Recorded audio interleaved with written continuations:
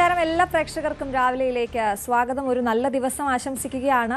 ഞായറാഴ്ചയാണ്, പലർക്കും അവധി ദിവസമാണ്. അതുകൊണ്ട് തന്നെ നമ്മുടെ ഈ തെക്കൻ ഭാഗത്തൊക്കെ വലിയ തണുപ്പ് അനുഭവപ്പെടുന്നുണ്ട്. പക്ഷേ വലിയൊരു ആശങ്കയുള്ളത് ശ്രീലങ്കയിലെ ചുഴലിക്കാറ്റിൽ മരണം 200 കടന്നു എന്നുള്ളതാണ്. വലിയ ആശങ്ക നിലനിൽക്കുന്നു. തമിഴ്നാട് തീരത്തേക്ക് അടുക്കുകയാണ് ചുഴലിക്കാറ്റ്. നമ്മൾ എത്രത്തോളം സന്നദ്ധരായിരിക്കണം എന്നുള്ളതൊക്കെ വരും മണിക്കൂറുകളിൽ പ്രേക്ഷകരിലേക്ക് എത്തിക്കാം. എന്തായാലും രാവിലെ തുടങ്ങുന്നു. ആദ്യം നോക്കാം പ്രധാന വാർത്തകൾ. ശ്രീലങ്കയിലെ ചുഴലിക്കാറ്റിൽ മരണം 200 കടന്നു. 191 പേരെ കാണാനില്ല. നിരവധി പ്രദേശങ്ങൾ ഇപ്പോഴും വെള്ളത്തിനടിയിൽ. ഇന്ത്യയുടെ 3 കപ്പലുകളടക്കം രക്ഷാപ്രവർത്തനം തുടരുന്നു.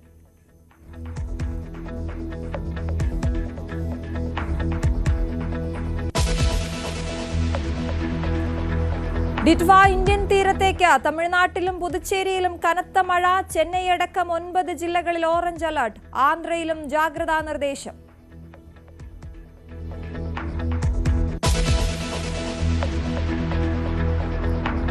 വെനസ്വേലയ്ക്കെതിരെ സൈനിക നടപടിക്ക് അമേരിക്ക. വെനസ്വേലയുടെ വ്യോമപാത അടച്ചതായി ഡൊണാൾഡ് ട്രംപ്. നടപടി വെനസ്വേലിയൻ പ്രസിഡന്റിനെ ഭീകര സംഘാംഗമായി പ്രഖ്യാപിച്ചതിന് പിന്നാലെ. ട്രംപിന്റെ പ്രഖ്യാപനം കൊളോണിയലിസ്റ്റ് ഭീഷണിയെന്ന് വെനസ്വേല. റഷ്യൻ എണ്ണക്കപ്പലുകളെ ആക്രമിച്ച് യുക്രൈൻ.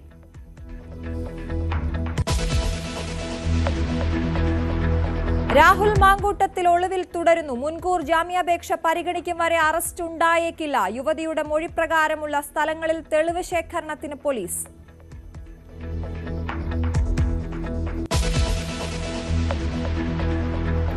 കാനത്തിൽ ജമീലയ്ക്ക് അന്ത്യാഞ്ജലി. ഖബറടക്കം മറ്റന്നാൾ.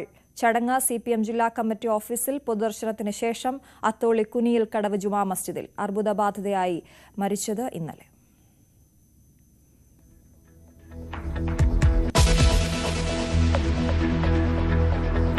മുനമ്പം നിരാഹാര സമരം ഇന്ന് അവസാനിപ്പിക്കും. തീരുമാനം ഭൂനികുതി അടയ്ക്കാമെന്ന ഹൈക്കോടതി ഉത്തരവിന് പിന്നാലെ സമിതിയിലെ BJP അനുകൂലികൾ ബദൽ സമരത്തിന്.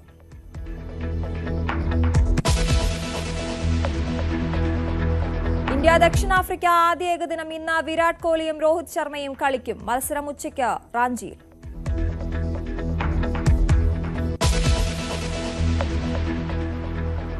വാർത്തകളിലേക്ക് വിശദമായി പോകുമ്പോൾ ശ്രീലങ്കയിൽ ഡിറ്റ്വ ചുഴലിക്കാറ്റിൽ മരണം 200 കടന്നിരിക്കുകയാണ്. 200ഓളം പേരെ ഇപ്പോഴും കണ്ടെത്താനായിട്ടില്ല. 80,000-ഓളം ആളുകൾ റിലീഫ് ക്യാമ്പിലാണ് ഉള്ളത്. കഴിഞ്ഞ ഒരു പതിറ്റാണ്ടിൽ ശ്രീലങ്ക കണ്ട ഏറ്റവും ദുരിതപൂർണമായ വെള്ളപ്പൊക്കമാണ് ഇത്. രക്ഷാപ്രവർത്തനത്തിൽ 3 ഇന്ത്യൻ കപ്പലുകളും സജീവമായുണ്ട്. ഡിറ്റ്വ ഇന്ത്യൻ തീരത്തേക്ക് അടുക്കുകയാണ് എന്ന വലിയ ആശങ്കയും നിലനിൽക്കുകയാണ്. രാമനാഥപുരത്തും നാഗപട്ടണത്തും ശക്തമായ മഴയിലും കാറ്റിലും വ്യാപക നാശനഷ്ടം ഉണ്ടായിട്ടുണ്ട്. റാണിപ്പെട്ട, തിരുവള്ളൂർ ജില്ലകളിൽ ഇന്ന് റെഡ് അലർട്ടാണ്. ആന്ധ്രയുടെ തെക്കൻ ജില്ലകളും അതീവ ജാഗ്രതയിലാണ്. വിവരങ്ങളുമായി രഞ്ജിത്ത് രാമചന്ദ്രനാണ് ചേരുന്നത്. Ranjith, good morning. വലിയ ആശങ്ക നിലനിൽക്കുകയാണ്. ശ്രീലങ്കയിലെ നിലവിലെ സാഹചര്യം, ഒരുപാട് പേരെ ഇനിയും കണ്ടെത്താനുണ്ട് എന്നുള്ളതാണ്. എങ്ങനെ പുരോഗമിക്കുന്നു രക്ഷാപ്രവർത്തനം? തീർച്ചയായും ശ്രീലങ്ക ഇതുവരെ കാണാത്ത വിധത്തിലുള്ള ഒരു ഭീതിയിലാണ് അശ്വതി. കാരണം വലിയ ഒരു പ്രളയം ആ രാജ്യത്തെ ആകെ ബാധിച്ചു കഴിഞ്ഞു. വലിയ നാശനഷ്ടമുണ്ടാകുന്നു. നിരവധി പ്രദേശങ്ങൾ വെള്ളത്തിനടിയിലാകുന്നു. 200-ലധികം ആളുകളെ കാണാതെ പോകുന്ന സാഹചര്യമുണ്ടായിരുന്നു. ഇതിനകം റിപ്പോർട്ട് ചെയ്യപ്പെട്ട മരണം 200 ആണ് എങ്കിൽ പോലും മരണസംഖ്യ ഇതിലൊക്കെ വലിയ തോതിൽ ഉയരും എന്നുള്ള ഭീതിയിലാണ് അവിടെ. കെലനി നദി അവിടെ ജലനിരപ്പ് ഉയർന്നതോടെ കൊളംബോ ആകമാനം വല്ലാത്ത ഒരു പ്രളയ ഭീഷണിയിലാണ്. കാരണം ഇനിയും വെള്ളം കയറാത്ത പ്രദേശങ്ങളിലേക്ക് പോലും വെള്ളം ഇരച്ചെത്തുന്നു എന്ന ഭീതിജനകമായ ഒരു സാഹചര്യം ആ രാജ്യത്ത്, ആ പ്രദേശത്തുണ്ട് എന്നുള്ളതാണ്. ഡിസംബർ 4 വരെ അടിയന്തരാവസ്ഥയൊക്കെ പ്രഖ്യാപിക്കുന്നത് ഇത്ര ഗുരുതരമായ സാഹചര്യങ്ങളാണ് നമുക്കറിയാം. അത്രത്തോളം ഭീതിജനകമായ സാഹചര്യത്തിൽ ഡിസംബർ 4 വരെ ശ്രീലങ്കയിൽ അടിയന്തരാവസ്ഥ പ്രഖ്യാപിച്ചിട്ടുണ്ട്. ഡിസംബർ 16 വരെ സ്കൂളുകൾക്കും മറ്റു സ്ഥാപനങ്ങൾക്കും മറ്റും അവധി സർക്കാർ പ്രഖ്യാപിച്ചു കഴിഞ്ഞു എന്നുള്ളതാണ്. 1000-ലധികം വീടുകൾ ഇതിനകം തകർന്നു കഴിഞ്ഞു. ഈ തകർന്ന അവശിഷ്ടങ്ങൾക്കിടയിലാണ് പല ആളുകളും കുടുങ്ങിക്കിടക്കുന്നത് എന്നുള്ള റിപ്പോർട്ടുകളും മറ്റും വരുന്നുണ്ട്. രക്ഷാപ്രവർത്തനം അതീവ ദുഷ്കരമാണ് എങ്കിൽ പോലും ഇന്ത്യയുടെ 3 കപ്പലുകളടക്കം രക്ഷാപ്രവർത്തനത്തിന് നേതൃത്വം നൽകുന്നുണ്ട്. ഒരുപക്ഷെ ഇന്ത്യയിൽ നിന്നുള്ള രക്ഷാ കുറച്ചുകൂടി സംഘത്തെ വിടാനുള്ള ആലോചന അടിയന്തരമായി കേന്ദ്ര സർക്കാർ നടത്തുന്നുണ്ട് എന്നാണ്. ഇന്ത്യയാണ് ഏറ്റവും കൂടുതൽ ശ്രീലങ്കയുമായി ബന്ധപ്പെട്ട രക്ഷാപ്രവർത്തനത്തിൽ മുൻപന്തിയിലുള്ളത്.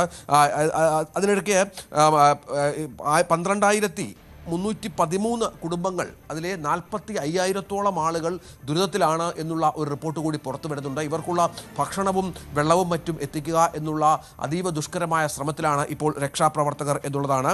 ഓഫീസുകളും വിദ്യാലയങ്ങളും മറ്റും അടച്ചു കഴിഞ്ഞു. ട്രെയിൻ സർവീസുകൾ റദ്ദാക്കിയ പശ്ചാത്തലമുണ്ട്. വിമാന സർവീസുകൾ, വിമാന ഗതാഗതം ഇന്നലെ മുതൽ താറുമാറായിരുന്നു. അതിതുവരെ പുനഃസ്ഥാപിക്കാൻ സാധിച്ചിട്ടില്ല.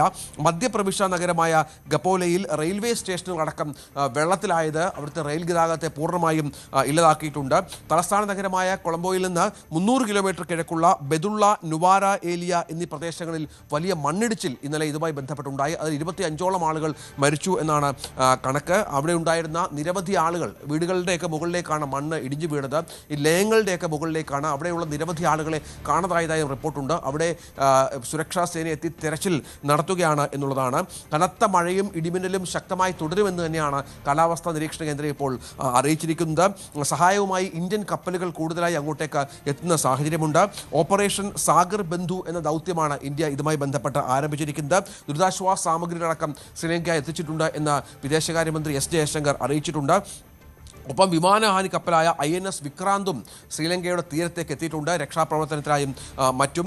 ഇത്തരത്തിൽ വലിയ തോതിലുള്ള നാശനഷ്ടം ശ്രീലങ്ക തീരത്ത് ഉണ്ടാകുന്നു എന്നുള്ളതാണ്. നേരത്തെ പറഞ്ഞതുപോലെ ഒരുപക്ഷെ ലങ്ക കാണാത്ത വിധത്തിലുള്ള വലിയ ഒരു നാശനഷ്ടത്തിലേക്ക്, വലിയ ദുരിതത്തിലേക്ക് ആ രാജ്യം കടന്നു പോകുന്നു എന്നാണ് ഏറ്റവും ഗുരുതരമായ സാഹചര്യം. സഹായത്തിനായി ലോകരാജ്യങ്ങളെ ശ്രീലങ്ക സമീപിച്ചിട്ടുണ്ട്. ഒപ്പം പ്രതിപക്ഷ പാർട്ടികളടക്കം ഇന്ത്യക്ക് നന്ദി പ്രഖ്യാപിച്ച ഒരു പശ്ചാത്തലം കൂടിയുണ്ട്. അങ്ങനെ വല്ലാത്ത ദുരിതപൂർണമായ സാഹചര്യത്തിലൂടെ ആ രാജ്യം കടന്നുപോകുന്നു. ഡിറ്റ്വ ചുഴലിക്കാറ്റിൻ്റെ ഭീതി, അല്ലെങ്കിൽ ആ ചുഴലിക്കാറ്റ് ശ്രീലങ്കയിൽ നിന്ന് അകന്നു എങ്കിൽ പോലും അതുണ്ടാക്കിയ പ്രത്യാഘാതങ്ങൾ ചെറുതല്ല. അത് വല്ലാത്ത തോതിൽ ഇപ്പോഴും ശ്രീലങ്കയെ ബാധിക്കുകയാണ്. ഇത് മാറാൻ ദിവസങ്ങളെടുക്കും എന്നുള്ള കണക്കുകൂട്ടലിലാണ് സുരക്ഷാ ഉദ്യോഗസ്ഥരും സർക്കാരും. അശ്വതി, അതാണ് രഞ്ജിത്ത്, നമുക്ക് ശ്രീലങ്കയെ സംബന്ധിച്ചിടത്തോളം ഇപ്പോൾ ഏറ്റവും വെല്ലുവിളിയായിരിക്കുന്നത് രക്ഷാപ്രവർത്തനത്തിൽ ഈ ആശയവിനിമയത്തിനുള്ള സംവിധാനങ്ങളെല്ലാം തടസ്സപ്പെട്ടിരിക്കുകയാണ്. 20 വർഷത്തിനിടയ്ക്ക് ശ്രീലങ്ക കണ്ട ഏറ്റവും വലിയ പ്രളയം എന്ന് പറയുമ്പോൾ അങ്ങേയറ്റം ദുരിതത്തിലാണ് അവിടെ ജനങ്ങൾ എന്നുള്ളതാണ്. കണ്ടെത്തിയവരെ എല്ലാം ദുരിതാശ്വാസ ക്യാമ്പുകളിലേക്ക് മാറ്റിയെങ്കിലും ഇനിയും 200ഓളം പേരെ കണ്ടെത്താനുണ്ടെന്ന് പറയുന്നതും വലിയ രീതിയിലുള്ള ആശങ്ക ഉണ്ടാക്കുന്നുണ്ട്. തീർച്ചയായും ദുരിതാശ്വാസ ക്യാമ്പുകളുടെ അവസ്ഥയും ഭീകരമാണ് എന്നാണ് മനസ്സിലാക്കേണ്ടത്. കാരണം ദുരിതാശ്വാസ ക്യാമ്പുകളിലേക്ക് സാധന സാമഗ്രികൾ എത്തിക്കുക എന്നുള്ള വലിയ ഒരു വെല്ലുവിളി സുരക്ഷാ ഉദ്യോഗസ്ഥർ നേരിടുന്നുണ്ട്. അത് എത്രയും പെട്ടെന്ന് അവർക്ക് ആശ്വാസം എത്തിക്കാനുള്ള ശ്രമങ്ങളാണ് ഇപ്പോൾ നടന്നു വരുന്നത്. ഇന്ത്യയിൽ നിന്ന് ദുരിതാശ്വാസ സാമഗ്രികളടക്കം അങ്ങോട്ടേക്ക് മരുന്നുകളും ഭക്ഷണവും, ദീർഘകാലം കേടുകൂടാതിരിക്കുന്ന ഭക്ഷണവും അടക്കം ഇന്ത്യ കപ്പലുകളിൽ കൊടുത്തുവിട്ടിട്ടുണ്ട് എന്നാണ് മനസ്സിലാക്കുന്നത്. അതായത് ദുരിതാശ്വാസ ക്യാമ്പുകളിൽ എത്തിക്കാനുള്ള തീവ്ര ശ്രമം നടത്തി വരികയാണ്. കൂടുതൽ ആളുകളെ ദുരിതാശ്വാസ ക്യാമ്പുകളിലേക്ക് മാറ്റാനുള്ള ശ്രമങ്ങൾ കൂടി ആരംഭിച്ചിട്ടുണ്ട്. നേരത്തെ പറഞ്ഞതുപോലെ ഏതാണ്ട് 43,900, 45,000-ന് മുകളിൽ ആളുകൾ വരും. അവർ വല്ലാതെ ദുരിതത്തിലാണ്. അവരിൽ പലരെയും ഈ ദുരിതാശ്വാസ ക്യാമ്പുകളിലേക്ക് മാറ്റാനുള്ള ശ്രമങ്ങൾ നടന്നു വരികയാണ്. അതിനുള്ള സംവിധാനങ്ങളൊക്കെ പരിമിതമാണ് എന്നുള്ളൊരു വലിയ പ്രശ്നം ആ രാജ്യത്ത് അനുഭവിക്കുന്നുണ്ട്. കാരണം അപ്രതീക്ഷിതമായിരുന്നു. സാധാരണയൊക്കെ ഈ മുന്നറിയിപ്പുകൾ ഈ ചുഴലിക്കാറ്റുമായി ബന്ധപ്പെട്ട് നേരത്തെ ശ്രീലങ്കയ്ക്ക് നൽകിയിരുന്നു. മറ്റു രാജ്യങ്ങളിലൊക്കെ ഉണ്ടാകാവുന്ന ഒരു മുൻകരുതലും നടപടിക്രമങ്ങളും ഒക്കെ ഉണ്ട്. ആളുകളെയൊക്കെ ഒന്ന് ഒഴിപ്പിക്കുക, അവർക്ക് സുരക്ഷിത സ്ഥാനങ്ങളിലേക്ക് മാറ്റുക എന്നുള്ള കാര്യങ്ങളൊക്കെ പലപ്പോഴും ശ്രീലങ്കയ്ക്ക് സാധിക്കാത്ത ഒരു പശ്ചാത്തലമുണ്ട്. നമുക്കറിയാം, സാമ്പത്തികമായി വളരെ മോശം അവസ്ഥയിലുള്ള ഒരു രാജ്യമാണ്. അവരുടെ സംവിധാനങ്ങൾ തുലവും പരിമിതമാണ്. ഇതൊക്കെ ഈ രക്ഷാദൗത്യത്തെ കാര്യമായി ബാധിച്ചിട്ടുണ്ട് എന്നത് ആണ് ഒരു പ്രശ്നം. അവിടെയാണ് ഇന്ത്യ അടക്കമുള്ള രാജ്യങ്ങൾ വലിയ സഹായവുമായി അങ്ങോട്ടേക്ക് എത്തിച്ചേരുകയും മറ്റും ചെയ്തത്. ഇന്ത്യയുടെയും മറ്റും സഹായത്തിലാണ് ഇപ്പോൾ രക്ഷാപ്രവർത്തനം മുന്നോട്ട് പോകുന്നത്. ഈ കപ്പലുകളടക്കം അവിടെ എത്തിയിട്ടുണ്ട്. 3 കപ്പലുകളാണ് ഇപ്പോൾ അവിടെ ഉള്ളത്. ഈ കപ്പലുകളെ കുറച്ചുകൂടി കാര്യങ്ങൾ ചെയ്യണമെന്നുള്ള അഭ്യർത്ഥന ശ്രീലങ്കൻ ഭരണകൂടം ഇന്ത്യൻ വിദേശകാര്യമന്ത്രിയോട് ഫോണിലൂടെ സംസാരിച്ചിട്ടുണ്ട് എന്നാണ് മനസ്സിലാക്കുന്നത്. അതനുസരിച്ചുള്ള കാര്യങ്ങൾ ചെയ്യും എന്നാണ് മനസ്സിലാക്കുന്നത്. 80,000-ലധികം ആളുകൾ ഇപ്പോൾ തന്നെ ഈ റിലീഫ് ക്യാമ്പുകളിൽ, ദുരിതാശ്വാസ ക്യാമ്പുകളിൽ കഴിയുന്നുണ്ട്. ഒരുപക്ഷെ അവരുടെ എണ്ണം ഇന്നോടുകൂടി 1.5 ലക്ഷം, ഒരുപക്ഷെ 1.25 ലക്ഷത്തിലേക്കൊക്കെ എത്തിയേക്കാം. അപ്പോൾ ഇവരുടെ ഒരു അതിജീവനമാണ് വലിയൊരു വെല്ലുവിളി. പലപ്പോഴും രോഗങ്ങൾ ചില ഭാഗങ്ങളിൽ പടർന്നു പിടിക്കുന്നതായും മറ്റും റിപ്പോർട്ടുകൾ വരുന്നുണ്ട്.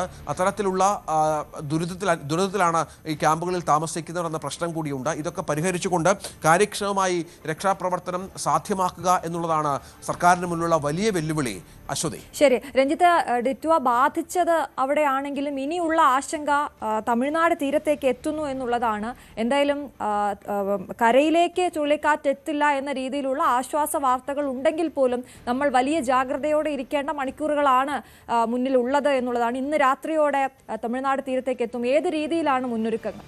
തീർച്ചയായും അത് ഈ ഇന്ത്യൻ തീരത്ത് ഡിറ്റുവ നാശനഷ്ടമുണ്ടാക്കില്ല എന്നുള്ള ഒരു വിവരം കൂടി നമുക്കുണ്ട് എങ്കിൽ പോലും തമിഴ്നാട്ടിൽ ഇപ്പോൾ കനത്ത മഴ തുടരുകയാണ്. 8 ജില്ലകളിൽ യെല്ലോ അലേർട്ട് പ്രഖ്യാപിച്ച പശ്ചാത്തലം കൂടി തമിഴ്നാട്ടിലുണ്ട്. ഡിറ്റുവയുടെ ഒരു സാന്നിധ്യം അല്ലെങ്കിൽ അതിൻ്റെ സ്വാധീനം തമിഴ്നാടിനെയും കേരളത്തെയും ആന്ധ്രയെയും മറ്റും ബാധിക്കാനുള്ള സാഹചര്യമുണ്ട്. നമ്മൾ ഇന്നലെയൊക്കെ കേരളത്തിലെ പൊള്ളൂർ അടക്കമുള്ള പ്രദേശങ്ങളിൽ കണ്ട ഒരു കാലാവസ്ഥാ മാറ്റമുണ്ട്. നമുക്കിങ്ങ് തലസ്ഥാന നഗരമായ തിരുവനന്തപുരത്തും സമാനമായ മാറ്റങ്ങളുണ്ടായിരുന്നു. വലിയ മഞ്ഞ്, വലിയ കോടയുടെ ഒരു സാന്നിധ്യം ഉണ്ടായിരുന്നു എന്നുള്ളതാണ് ഏറ്റവും പ്രധാനപ്പെട്ടത്. പൊള്ളൂരിലൊക്കെ 8 ഡിഗ്രിയോളമാണ് ചൂട് കുറഞ്ഞത്. അത് ഈ ഡിറ്റുവയുടെ സ്വാധീന ഫലമായാണ് എന്നാണ് വിലയിരുത്തലുള്ളത്. തമിഴ്നാട്ടിലാകട്ടെ തീരപ്രദേശത്ത് അതീവ ജാഗ്രതയിലാണ്. ഇന്ന് രാത്രിയോടുകൂടി ഒരുപക്ഷെ അർദ്ധരാത്രിയോടുകൂടിയൊക്കെ തമിഴ്നാട് തീരം ഡിറ്റുവ തൊടുമെന്നാണ് മനസ്സിലാക്കേണ്ടത്. പക്ഷേ മറ്റു നാശനഷ്ടങ്ങളൊന്നും ഇതിൻ്റെ ഭാഗമായി ഉണ്ടായില്ല. പക്ഷേ ഇപ്പോൾ ഉണ്ടാകുന്ന കനത്ത മഴ അത് ഒരു മുൻകരുതൽ നടപടികൾ സ്വീകരിക്കേണ്ട ഭാഗമായി മാറിയിരിക്കുകയാണ്. തമിഴ്നാട്, ആന്ധ്ര, പുതുച്ചേരി എന്നിവിടങ്ങളിൽ റെഡ് അലേർട്ട് ഇതിനകം പ്രഖ്യാപിച്ച ഒരു പശ്ചാത്തലമുണ്ട്. ശ്രീലങ്കയ്ക്ക് സമീപം ബംഗാൾ ഉൾക്കടലിൽ നിന്ന് വടക്ക് പടിഞ്ഞാറ് ദിശയിലേക്ക് കാറ്റ് നീങ്ങുന്നു എന്നാണ് കാലാവസ്ഥാ വകുപ്പ് ഇപ്പോൾ അറിയിച്ചിരിക്കുന്നത്. ഇതിന്റെ ഫലമായി ഡെൽറ്റ ജില്ലകൾ, തമിഴ്നാട്ടിലെ ഡെൽറ്റ ജില്ലകളിൽ മഴ ആരംഭിച്ചിട്ടുണ്ട്. 54 ATR സർവീസുകൾ റദ്ദാക്കിയ പശ്ചാത്തലം കൂടിയുണ്ട്. ഇൻഡിഗോ ചെന്നൈയിൽ നിന്ന് മാത്രം 36 വിമാനങ്ങൾ ഇതിനകം റദ്ദാക്കി. രാമേശ്വരത്തു നിന്നുള്ള ഒരു ട്രെയിൻ പൂർണ്ണമായും റദ്ദാക്കിയ പശ്ചാത്തലമുണ്ട്. മറ്റ് 11 ട്രെയിനുകൾ ഭാഗികമായി റദ്ദാക്കിയെന്ന് അറിയിച്ചിട്ടുണ്ട്. 14 ജില്ലകളിൽ NDRF, SDRF സംഘാംഗങ്ങൾ ഇതിനകം തന്നെ തമിഴ്നാട്ടിലേക്ക് എത്തിയിട്ടുണ്ട്. അതീവ ജാഗ്രതാ നിർദ്ദേശം തീരദേശവാസികൾക്ക് നൽകിയ ഒരു പശ്ചാത്തലമുണ്ട്.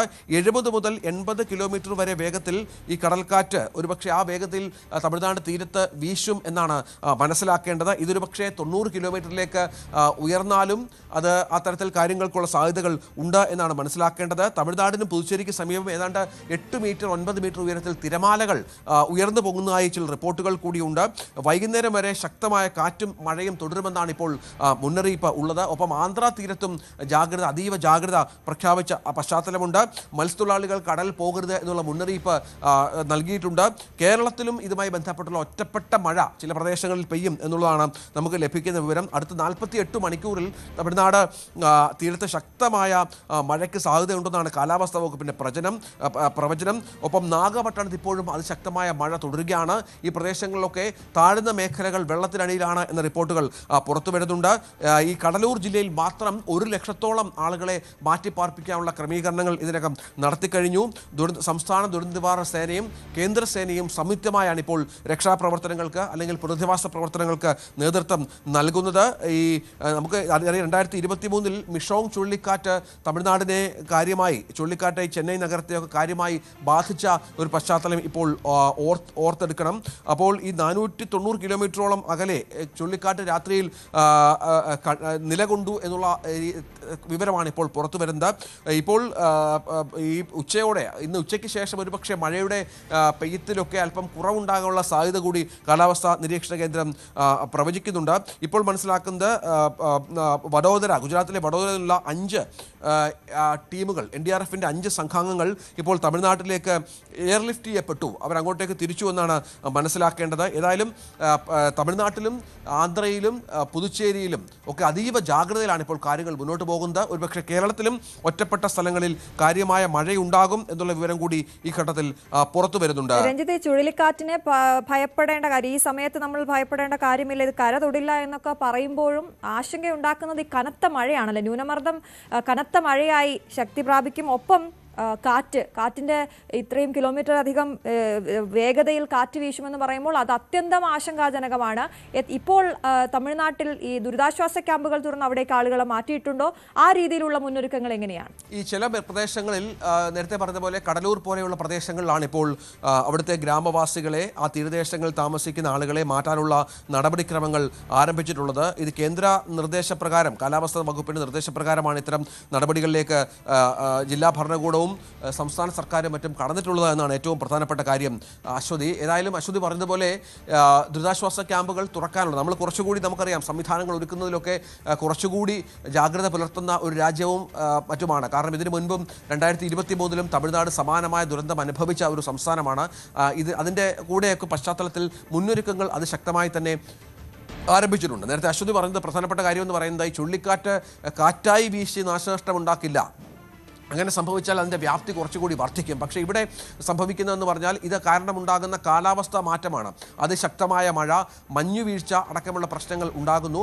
ഈ ശക്തമായ മഴ ഈ തീരപ്രദേശങ്ങളെയും ഈ താഴ്ന്ന പ്രദേശങ്ങളെയും മറ്റും വെള്ളത്തിലാക്കുന്ന ഒരു പശ്ചാത്തലം ഒരുങ്ങി വരുന്നു. കേരളത്തിലും പുനലൂരിൽ ഇപ്പോൾ തിരുവനന്തപുരത്ത് ഒക്കെ ഇന്നലെയൊക്കെ കനത്ത കോടമഞ്ഞും മറ്റും റിപ്പോർട്ട് ചെയ്ത പശ്ചാത്തലം ഉണ്ടായിരുന്നു. വലിയ തണുപ്പും മറ്റും രാത്രിയെന്നില്ലാതെ അല്ലെ പകലെന്നില്ലാതെ ഉണ്ടാകുന്ന ഒരു പശ്ചാത്തലമുണ്ട്. ഒരുപക്ഷെ ഇന്നും ആ സാഹചര്യം തുടരുമെന്നാണ് മനസ്സിലാക്കേണ്ടത്. അത് ഈ ഡിറ്റുവ ചുഴലിക്കാറ്റിൻ്റെ ഒരു സ്വാധീന ഫലമായാണ്. അതൊക്കെയാണ് നമ്മുടെ സംസ്ഥാനങ്ങൾ ഉണ്ടാക്കാനുള്ള ഈ മാറ്റങ്ങൾ. ആന്ധ്രയിലും സമാനമായി തന്നെ വലിയ മഴ തുടരുന്നു എന്നാണ് മനസ്സിലാക്കേണ്ടത്. ഈ പ്രദേശങ്ങളിലൊക്കെ പ്രശ്നങ്ങൾ ഉണ്ടാകാൻ സാധ്യതയുള്ള പ്രദേശങ്ങളിലൊക്കെ ദുരിതാശ്വാസ ക്യാമ്പുകൾ ആരംഭിച്ചിട്ടുണ്ട്. ഒപ്പം ആളുകളെ മാറ്റിപ്പാർപ്പിക്കാനുള്ള ശ്രമങ്ങളുണ്ട്. ആളുകൾക്ക് മുന്നറിയിപ്പുണ്ട്. മത്സ്യത്തൊഴിലാളികളോട് കടലിൽ പോകരുത് എന്ന് ആവശ്യപ്പെട്ടിട്ടുണ്ട്. ഇവരുടെ വള്ളങ്ങളും മറ്റും സുരക്ഷിത സ്ഥാനങ്ങളിലേക്ക് ഇതിനകം തന്നെ മാറ്റിയിട്ടുണ്ട്. എങ്കിൽ പോലും മഴ അതിൻ്റെ ഒരു ആധിക്യം അല്ലെങ്കിൽ അതിൻ്റെ ഒരു സ്വാധീനം എത്രത്തോളം ഉണ്ടാകുമെന്നത് നമുക്ക് ഇന്ന് ഉച്ചയോടുകൂടി മാത്രമേ അറിയാൻ സാധിക്കൂ. എന്തായാലും കാര്യങ്ങൾ ഇതിനകം നമ്മുടെ സംസ്ഥാനങ്ങളിൽ നിയന്ത്രണ വിധേയമാണ് എന്ന് തന്നെയാണ് ബന്ധപ്പെട്ടവർ അറിയിക്കുന്നത്. തീർച്ചയായും നമുക്ക് ജാഗ്രതയോടെ ഇരിക്കാം. എന്തായാലും ശ്രീലങ്കയെ സംബന്ധിച്ചിടത്തോളം വലിയ ബുദ്ധിമുട്ട് തന്നെയാണ് അവിടെ ഇപ്പോൾ രക്ഷാപ്രവർത്തനത്തിന് എന്നുള്ളതുമാണ്. പല പ്രദേശങ്ങളിലും ഇപ്പോഴും വെള്ളം താഴ്ന്നിട്ടില്ല. വെള്ളപ്പൊക്കം അവിടെ തുടർന്നുകൊണ്ടിരിക്കുകയാണ്. അത് എത്രത്തോളം ഈ രക്ഷാപ്രവർത്തനത്തെ ബാധിക്കുന്നു എന്നുള്ളതാണ് വരും മണിക്കൂറുകൾ നമുക്ക് നോക്കേണ്ടത്. മറ്റ് വാർത്തകളിലേക്ക് പോകാം. റഷ്യൻ എണ്ണക്കപ്പലുകളെ ആക്രമിച്ചിരിക്കുകയാണ്. യുക്രൈൻ തുർക്കിയുടെ ബോസ്ഫറസ് കടലിടുക്കിന് സമീപത്ത് വെച്ചാണ് കപ്പലുകളെ ആക്രമിച്ചത്. കെയ്റോസ്, വിരാട് എന്നീ കപ്പലുകളാണ് ആക്രമിക്കപ്പെട്ടത്. റഷ്യയുടെ മിസൈൽ ആക്രമണത്തിൽ യുക്രൈൻ നഗരത്തിന്റെ വൈദ്യുതി സംവിധാനവും ഏറെക്കുറെ നിലച്ചിരിക്കുകയാണ്. MG മിഥുൻ വിവരങ്ങളുമായി ചേരുന്നു. മിഥുൻ, എപ്പോഴായിരുന്നു ആക്രമണം? വിവരങ്ങൾ. അശ്വതി, ഈ സമാധാന ചർച്ചകളുടെ ഭാഗമായിട്ടുള്ള നിർണായകമായിട്ടുള്ള ചില കൂടിയാലോചനകൾ, അതുമായി ബന്ധപ്പെട്ടുള്ള ചില കൂടിക്കാഴ്ചകൾ അതൊക്കെ നടക്കാനിരിക്കുന്ന സാഹചര്യത്തിൽ കൂടിയാണ് ഇപ്പോൾ വീണ്ടും ഈ ഇരു രാജ്യങ്ങളും തമ്മിലുള്ള ബന്ധം കൂടുതൽ വഷളാകുന്ന തരത്തിലേക്ക് കാര്യങ്ങൾ പോവുകയും ചെയ്തു. പ്രത്യേകിച്ച് നമുക്കറിയാം, കഴിഞ്ഞ കുറച്ച് നാളുകളായി വലിയ ആക്രമണം റഷ്യയുടെ ഭാഗത്തുനിന്ന് യുക്രൈന് മേലുണ്ടായിരുന്നു. പക്ഷേ ഇപ്പോൾ യുക്രൈൻ ഇത്തരത്തിലുള്ള കപ്പലുകളെ ആക്രമിച്ചത് അത് ഒരു തരത്തിലും റഷ്യയെ സംബന്ധിച്ച് അതിനൊരു തിരിച്ചടി നൽകാതെ പിന്നോട്ട് പോകില്ല എന്നുള്ള ഒരു പ്രതികരണമാണ് ഇപ്പോൾ വീണ്ടും അവരുടെ ഭാഗത്ത് നിന്ന് പുറത്തു വരികയും ചെയ്യുന്നത്. പ്രത്യേകിച്ച് അമേരിക്കൻ പ്രസിഡന്റ് ഡൊണാൾഡ് ട്രംപ് 28-ന് സമാധാന പദ്ധതിക്ക് വേണ്ടി അല്ലെങ്കിൽ സമാധാന ഉടമ്പടി ഉറപ്പാക്കുന്നതിന് വേണ്ടിയുള്ള ചില നിർദ്ദേശങ്ങൾ മുന്നോട്ട് വെക്കുകയും ചെയ്യുന്നു. അത് തത്വത്തിൽ യുക്രൈൻ അംഗീകരിച്ചതുമാണ്. അതിന് പിന്നാലെ ഇങ്ങനൊരു ആക്രമണം നടത്തിയതും അത് ഈ ഒരു ചർച്ചകൾക്ക് വഴിമുട്ടുന്നത് അല്ലെങ്കിൽ ഈ ഒരു സമാധാനം പുനഃസ്ഥാപിക്കുന്നതിന് വേണ്ടിയുള്ള ശ്രമങ്ങൾക്ക് വലിയ രീതിയിൽ കോട്ടം തട്ടുന്ന തരത്തിലേക്ക് കാര്യങ്ങൾ പോകുമെന്നുള്ള കാര്യത്തിൽ സംശയമില്ല. നിലവിലെ സാഹചര്യത്തിൽ ഇതിനൊരു പ്രത്യാക്രമണം എന്ന രീതിയിൽ റഷ്യയുടെ ഭാഗത്തു നിന്നും വലിയ രീതിയിലുള്ള ആക്രമണം ഉണ്ടായതായിട്ടുള്ള വിവരങ്ങൾ പുറത്തു വരുന്നുണ്ട്. പ്രത്യേകിച്ച് പ്രധാനപ്പെട്ട നഗരങ്ങളൊക്കെ ഇത്തരത്തിൽ റഷ്യ കീഴടക്കി കഴിഞ്ഞിരുന്നു. അവിടെ റഷ്യൻ സൈന്യത്തിന്റെ ദൃശ്യങ്ങളൊക്കെ പുറത്തു വരികയും ചെയ്ത ഒരു പശ്ചാത്തലമുണ്ട്. അതിന്റെ ഭാഗമായി കഴിഞ്ഞ ദിവസം നടത്തിയ ആക്രമണത്തിൽ വൈദ്യുതി ബന്ധം ഒരു ഭാഗികമായി നിലയ്ക്കുന്ന തരത്തിലേക്ക് കാര്യങ്ങൾ പോവുകയും ചെയ്തു. ഇപ്പോൾ അവരുടെ പ്രധാനപ്പെട്ട 2 കപ്പലിന് നേരെയാണ് യുക്രൈന്റെ ആക്രമണം ഉണ്ടായിരിക്കുന്നത്. ഇതിനു മുമ്പ് സമാനമായ ആക്രമണം ഇതിനു മുമ്പ് ഉണ്ടായിട്ടില്ല എന്നുള്ളതാണ്. കപ്പലുകളെ കേന്ദ്രീകരിച്ചുള്ള ആക്രമണം യുക്രൈന്റെ ഭാഗത്തു നിന്ന് ഉണ്ടായിരുന്നില്ല.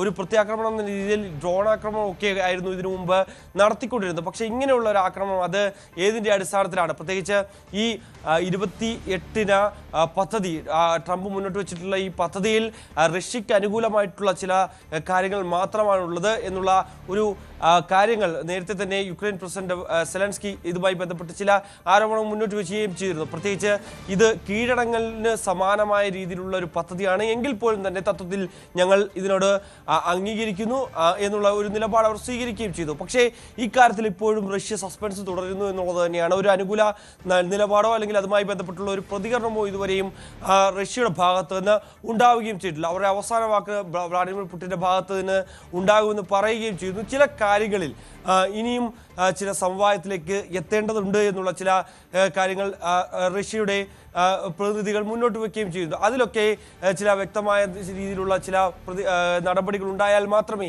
ഈ 28-ന് സമാധാന ഉടമ്പടിയിൽ അതിൽ ഒപ്പുവെക്കാൻ തങ്ങൾ മുന്നോട്ട് വരൂ എന്നുള്ള രീതിയിലുള്ള ചില പ്രതികരണങ്ങളായിരുന്നു അവരുടെ ഭാഗത്തുനിന്ന് ഉണ്ടാവുകയും ചെയ്തിരിക്കുന്നത്. പക്ഷേ ഇതെല്ലാം തന്നെ ഇപ്പോൾ ഇനി വീണ്ടും വൈകിപ്പിക്കുന്ന തരത്തിലേക്കാണ് ഇപ്പോഴത്തെ ഈ ആക്രമണങ്ങളുടെ വ്യക്തമാവുകയും ചെയ്തത് എന്നുള്ളത് യു എസിലേക്ക് പോകുന്നു, അവിടെ കരാറുമായി ബന്ധപ്പെട്ട കാര്യങ്ങൾ സംസാരിക്കാനായി ഡൊണാൾഡ് ട്രംപിനെ കാണാനായി പോകുന്നു എന്നൊക്കെയുള്ള വിവരങ്ങൾ വരുന്നതിനിടെയാണ് ഇപ്പോൾ ഈ ആക്രമണം ഉണ്ടായിരിക്കുന്നത്. റഷ്യ തിരിച്ചടിച്ചു എന്നും അറിയുന്നു. അവിടെ ഊർജ്ജ നിലയങ്ങൾ അടക്കം യുക്രൈനിലെ ആക്രമിക്കപ്പെട്ടു എന്ന രീതിയിലുള്ള വാർത്തകളൊക്കെ വരുമ്പോൾ സമാധാനം ഇപ്പോഴും അകലെയാണ്. അതിലേക്ക് കൂടുതൽ എത്താൻ ഇനിയും ഒരുപാട് ദൂരമുണ്ട് എന്നുള്ളതാണ് നമ്മൾ മനസ്സിലാക്കേണ്ടത്. തീർച്ചയായും ഇപ്പോഴത്തെ ഈ സമാധാന ശ്രമങ്ങൾക്കൊക്കെ ഒരു തടയിടുന്ന തരത്തിലേക്ക് കാര്യങ്ങൾ പോയിരിക്കുന്നു എന്നുള്ളതാണ്. പ്രത്യേകിച്ച് ഈ എണ്ണകൾ മറ്റ് രാജ്യങ്ങൾ വാങ്ങുന്നത് അത് തടസ്സപ്പെടുന്ന തരത്തിലേക്ക് കാര്യങ്ങളൊക്കെ നേരത്തെ പോയത് നമ്മൾ കണ്ടതാണ്. ഇന്ത്യ ഉൾപ്പെടെയുള്ള രാജ്യങ്ങൾ ആശ്രയിക്കുന്ന പ്രധാനപ്പെട്ട ഒരു രാജ്യം കൂടിയാണ് റഷ്യ എന്ന് പറയുന്നത്. അതുകൊണ്ട് തന്നെ അവിടെ നിന്ന് എണ്ണ വാങ്ങരുത് എന്നുള്ള അടക്കമുള്ള ഒരു കർശനമായ നിർദ്ദേശം ട്രംപിന്റെ ഭാഗത്തു നിന്നൊക്കെ വന്നത് നമ്മൾ കാണുകയും ചെയ്തതാണ്. അത്തരത്തിൽ താരിഫ് ഉപയോഗിച്ചുകൊണ്ട് കൂടുതൽ നികുതി ഏർപ്പെടുത്തുന്ന തരത്തിലേക്ക് കാര്യങ്ങൾ പോവുകയും ചെയ്തതാണ്. പിന്നാലെയാണ് ഇപ്പോൾ എണ്ണ കപ്പലിന് നേരെ ഇങ്ങനെ ഒരു യുക്രൈന്റെ ഭാഗത്തുനിന്ന് ഒരു ആക്രമണം ഉണ്ടാകുന്നത്. അത് ഒരു തരത്തിലും റഷ്യയുടെ ഭാഗത്തുനിന്ന് ഒരു അംഗീകരിക്കാനാകാത്ത ഒരു സ്ഥിതിവിശേഷം തന്നെയാണ് ഇപ്പോൾ ഉടലെടുത്തിരിക്കുന്നത്. അതുകൊണ്ട് തന്നെ ഇനി നടക്കാൻ പോകുന്ന കാര്യങ്ങൾ എങ്ങനെയായിരിക്കും, അല്ലെങ്കിൽ ഇനി എങ്ങനെയായിരിക്കും ഈ സമാധാന ചർച്ചകൾ മുന്നോട്ട് പോവുക? പ്രത്യേകിച്ച് ഇങ്ങനെ ഗൾഫ് രാജ്യങ്ങൾ കേന്ദ്രീകരിച്ച് ഇങ്ങനെ ഒരു ചർച്ചയ്ക്ക് ഒരു സ്കോപ്പ് ഉണ്ടായിരുന്നു. റഷ്യൻ പ്രതിനിധികളും ഒപ്പം തന്നെ ഇത്തരത്തിൽ യുക്രൈൻ്റെ പ്രതിനിധികളെയും ഈ വെവ്വേറെയായി, അതായത് ഒരുമിച്ചിരുത്തിക്കൊണ്ടല്ല, ഒരു വെവ്വേറെയായി ഒരു കൂടിയാലോചനകൾ നടത്തുന്നതിന് വേണ്ടി, അല്ലെങ്കിൽ ഇതിനൊരു അന്തിമ രൂപം നൽകുന്നതിന് വേണ്ടി ചില നിർണായക കൂടിക്കാഴ്ചകൾ കൂടി തയ്യാറെടുക്കുകയായിരുന്നു ട്രംപ് ഭരണകൂടം. അതിനുകൂടി ഇപ്പോൾ കോട്ടത്ത് സംഭവിച്ചിരിക്കുന്നു എന്നുള്ളത് തന്നെയാണ്. എന്തായാലും നിലവിലെ സാഹചര്യത്തിൽ ഇപ്പോഴുണ്ടായിരിക്കുന്ന ഈ ആക്രമണങ്ങൾ നൽകുന്ന സൂചന ഇനി ഒരു തരത്തിലും ഈ സമാധാന ചർച്ചകളിലേക്ക് അല്ലെങ്കിൽ സമാധാനം പുലരുന്നതിന് വേണ്ടിയുള്ള ഒരു നടപടികളിലേക്ക് റഷ്യ കടക്കില്ല എന്നുള്ളതാണ് നമുക്ക് ഇതിൽ നിന്ന് മനസ്സിലാക്കേണ്ടിയിരിക്കുന്നത്. പ്രത്യേകിച്ച് നേരത്തെ ട്രംപ് മുന്നോട്ട് വെച്ചിട്ടുള്ള ഈ ഉടമ്പടിയിൽ അല്ലെങ്കിൽ ആ ഒരു പദ്ധതിയിൽ ഇതുവരെയും ഒരു അനുകൂല പ്രതികരണം റഷ്യയുടെ ഭാഗത്തു നിന്ന് വന്നിട്ടില്ലായിരുന്നു. അവർ ചില കാര്യങ്ങളിൽ ഒരു വ്യക്തത വരണമെന്നുള്ള ആവശ്യം മാത്രമായിരുന്നു, അങ്ങനെ ഒരു പ്രതികരണം മാത്രമായിരുന്നു റഷ്യയുടെ ഭാഗത്തു നിന്ന് ഉണ്ടാവുകയും ചെയ്തത്. എന്തായാലും നിലവിലെ സാഹചര്യത്തിൽ ഇപ്പോഴുണ്ടായിരിക്കുന്ന സംഭവ വികാസങ്ങൾ സൂചിപ്പിക്കുന്ന ഒരു തരത്തിലും ഇനി ഈ ഒരു ചർച്ചകളുടെ ഭാഗമാകാൻ റഷ്യ തയ്യാറായേക്കില്ല എന്നുള്ളതാണ് നമുക്ക് മനസ്സിലാക്കാൻ സാധിക്കും. MG മിഥുനാണ് വിശദവിവരങ്ങൾ നൽകിയത്. US വെനസ്വേല സംഘർഷം കനക്കുകയാണ്. വെനസ്വേലയുടെ വ്യോമപാത അടച്ചതായി പ്രഖ്യാപിച്ചിരിക്കുന്നു ഡൊണാൾഡ് ട്രംപ്. വെനസ്വേലയിലെ മയക്കുമരുന്ന് മാഫിയയെ ഇല്ലാതാക്കാനുള്ള ശ്രമങ്ങൾ ഉടൻ ആരംഭിക്കുമെന്ന് ട്രംപ് നേരത്തെ പറഞ്ഞിരുന്നു. പിന്നാലെയാണ് വെനസ്വേലയുടെ വ്യോമപാത അടച്ചതായി ട്രംപ് പ്രഖ്യാപിച്ചത്. വെനസ്വേലയിലേക്ക് സൈനിക നീക്കങ്ങൾ നടത്തുകയാണോ അമേരിക്കയുടെ പദ്ധതി എന്നാണ് ലോകരാജ്യങ്ങൾ വീക്ഷിക്കുന്നത്. If we can save lives, if we can do things the easy way, that's fine. And if we have to do it the hard way, that's fine too. Mr. President, do you have any reaction? If you carry I'm not going to tell you what the goal is. You should probably know what the goal is, but they've caused a lot of problems. And they've sent millions of people into our country. They were probably the biggest abuser with Tren de Aragua and all the others that they sent in, the drug dealers and drug lords, the people that they sent in, the jailbirds. They opened their jails and prisons and dumped them into the United States, and we're not happy about it. അന്താരാഷ്ട്ര വാർത്തകളിൽ നിന്ന് കേരളത്തിലേക്ക് നമുക്ക് എത്തുമ്പോൾ ലൈംഗിക പീഡന പരാതിയിൽ case register ചെയ്തതിന് പിന്നാലെ ഒളിവിൽ പോയ രാഹുൽ മാങ്കൂട്ടത്തിൽ MLA കണ്ടെത്താനാകാതെ പോലീസ്. മുൻകൂർ ജാമ്യാപേക്ഷ പരിഗണിക്കുന്നത് വരെ ഒളിവിൽ തുടരാനുള്ള നീക്കമാണ് രാഹുൽ നടത്തുന്നതെന്നാണ് വിവരം. ഇരയുടെ ചിത്രങ്ങളടക്കം വാട്സ്ആപ്പ്, ഫേസ്ബുക്ക് ഗ്രൂപ്പുകളിലൂടെ പ്രചരിപ്പിക്കുന്നതിന് പിന്നിൽ ഗൂഢാലോചന നടന്നിട്ടുണ്ടെന്ന് വ്യക്തമാക്കുന്ന തെളിവുകൾ അന്വേഷണ സംഘത്തിന് ലഭിച്ചു. പരാതിക്കാരിയുടെ ചിത്രങ്ങൾ പ്രചരിപ്പിക്കാൻ നിർദ്ദേശം നൽകിയ വാട്സ്ആപ്പ് ഗ്രൂപ്പുകളുടെ അഡ്മിന്മാരെ കേന്ദ്രീകരിച്ച് പോലീസ് അന്വേഷണം തുടങ്ങിയിരിക്കുകയാണ്. അതേസമയം അശാസ്ത്രീയ ഗർഭചിത്രം നടത്തിയതിനു ശേഷം യുവതി ചികിത്സ തേടിയ തലസ്ഥാനത്തെ പ്രമുഖ ഡോക്ടറുടെ മൊഴിയും അന്വേഷണ സംഘം ഉടൻ രേഖപ്പെടുത്തും. 400 ദിവസത്തിലധികമായി മുനമ്പം നിവാസികൾ നടത്തിവന്ന നിരാഹാര സമരം ഇന്ന് അവസാനിക്കുകയാണ്. ഹൈക്കോടതി ഉത്തരവിന്റെ സാഹചര്യത്തിൽ ഭൂനികുതി അടയ്ക്കാൻ താൽക്കാലികമായെങ്കിലും കഴിഞ്ഞ സാഹചര്യത്തിലാണ് സമരം അവസാനിപ്പിക്കാൻ ഭൂസംരക്ഷണ സമിതി തീരുമാനിച്ചത്. അതേസമയം സമരം അവസാനിപ്പിക്കാനുള്ള സമരസമിതി തീരുമാനത്തിനെതിരെ ഒരു വിഭാഗം രംഗത്ത് വന്നിട്ടുണ്ട് എന്നുള്ളതും മറ്റൊരു പ്രധാനപ്പെട്ട കാര്യമാണ്. വഖഫിന്റെ ആസ്തി പട്ടികയിൽ നിന്നും മുനമ്പത്തെ ഒഴിവാക്കണമെന്നും ഇതിനായി ഇന്നു മുതൽ പുതിയ സമരപ്പന്തൽ കെട്ടി സമരം തുടങ്ങുമെന്നും അവർ പ്രഖ്യാപിച്ചിട്ടുണ്ട്. വിവരങ്ങളുമായി നവമി ദിനേശാണ് ചേരുന്നത്. Navami, good morning. മുനമ്പത്തെ സമരം അവസാനിപ്പിക്കുന്നു എന്നുള്ള ആശ്വാസ വാർത്ത അതാണ് ഇന്ന് പ്രേക്ഷകരുമായി പങ്കുവയ്ക്കാനുള്ളത്. ഒപ്പം തന്നെ അവിടെ ഇനി ഞങ്ങൾ അവസാനിപ്പിക്കാനില്ല സമരം, മറ്റൊരു പന്തൽ കെട്ടി പുതിയ ആവശ്യവുമായി മുന്നോട്ട് പോകുന്നു ഒരു വിഭാഗം.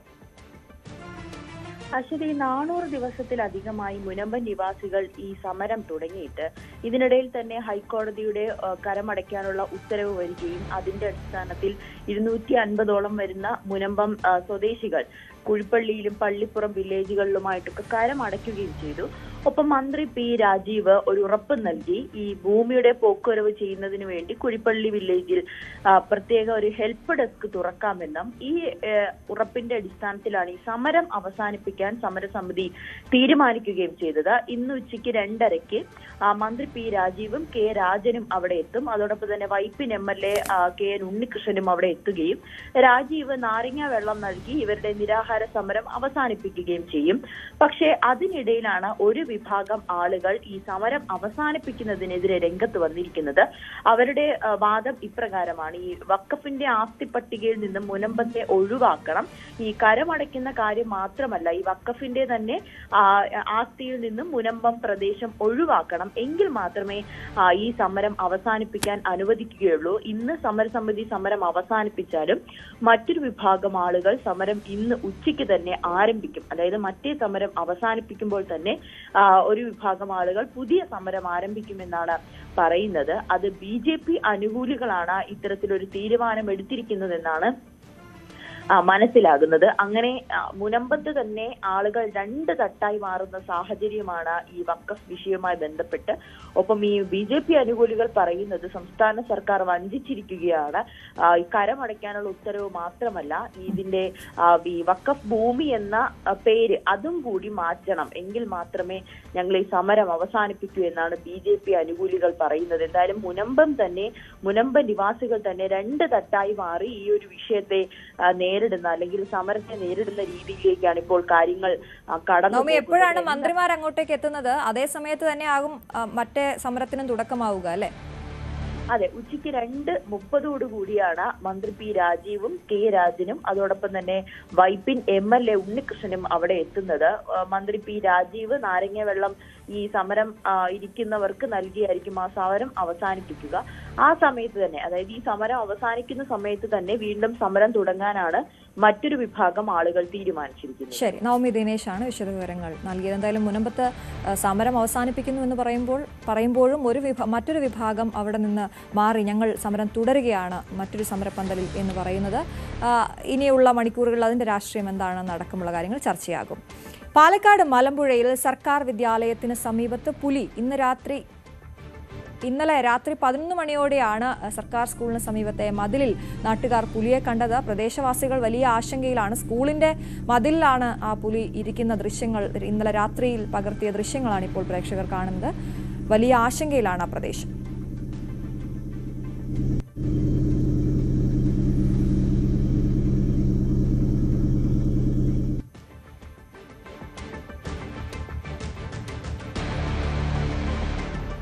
ഇരുട്ടത്ത് നിന്ന് മാറി ആ വെളിച്ചം വീണപ്പോൾ കൃത്യമായി അത് പുലിയാണ് എന്നുള്ള ദൃശ്യങ്ങൾ, ഫോട്ടോയാണിപ്പോൾ പ്രേക്ഷകരിലേക്ക് എത്തിയിരിക്കുന്നത്. സർക്കാർ സ്കൂളിന് സമീപത്തെ മതിലിലാണ് രാത്രി 11 മണിയോടെ പുലിയെ കണ്ടിരിക്കുന്നത്. എന്തായാലും മലമ്പുഴയിലെ ആ പ്രദേശമാകെ ആശങ്കയിലായിരിക്കുകയാണ്. ഇനി നാട്ടുകാരുടെ പ്രതികരണങ്ങളടക്കം നമുക്ക് വരേണ്ടതുണ്ട്. കുട്ടികൾ പഠിക്കുന്ന സ്കൂളിന് സമീപത്തെ മതിലിലാണ് പുലിയെ കണ്ടെത്തിയത്. അർജന്റീന മത്സരത്തിന്റെ പേരിൽ സ്വകാര്യ സ്പോൺസർക്ക് കൈമാറിയ കലൂർ സ്റ്റേഡിയം GCDA തിരിച്ചേൽപ്പിച്ചു. നവംബർ 30-നകം തീർക്കുമെന്ന് കരാർ ചെയ്ത സ്റ്റേഡിയത്തിലെ നവീകരണ ജോലികളെല്ലാം പാതി വഴിയിലാണ്. ബാക്കിയുള്ള നിർമ്മാണ പ്രവർത്തനങ്ങൾ പൂർത്തിയാക്കാൻ സ്പോൺസർക്ക് വീണ്ടും സമയം നൽകാനാണ് GCDAയുടെ തീരുമാനം. ഈ നവംബർ മാസം 30-ന് ശേഷം ഇത് നമ്മുടെ കയ്യിൽ ഉണ്ടോ എന്ന് ചോദിച്ചാൽ നമ്മുടെ എല്ലാ സ്റ്റേഡിയം നമ്മളെ അതിലേക്ക് അപ്പുറത്തേക്ക് കൊണ്ടുപോകാനായിട്ട് ഉദ്ദേശിച്ചിട്ടില്ല. സ്പോൺസറുടെ ഈ വാക്കുകളൊന്നും പാലിക്കപ്പെട്ടില്ല. അർജന്റീന ടീം വരില്ലെന്ന് വ്യക്തമായതോടെ നവീകരണ ജോലികൾ സാവധാനത്തിലാക്കി സ്റ്റേഡിയം കൈയൊഴിയാനാണ് സ്പോൺസർ ശ്രമിച്ചത്. ബലത്തിൽ മത്സരങ്ങൾക്കൊന്നും ഉപയോഗിക്കാനാകാത്ത സ്ഥിതിയിലാണ് സ്റ്റേഡിയം.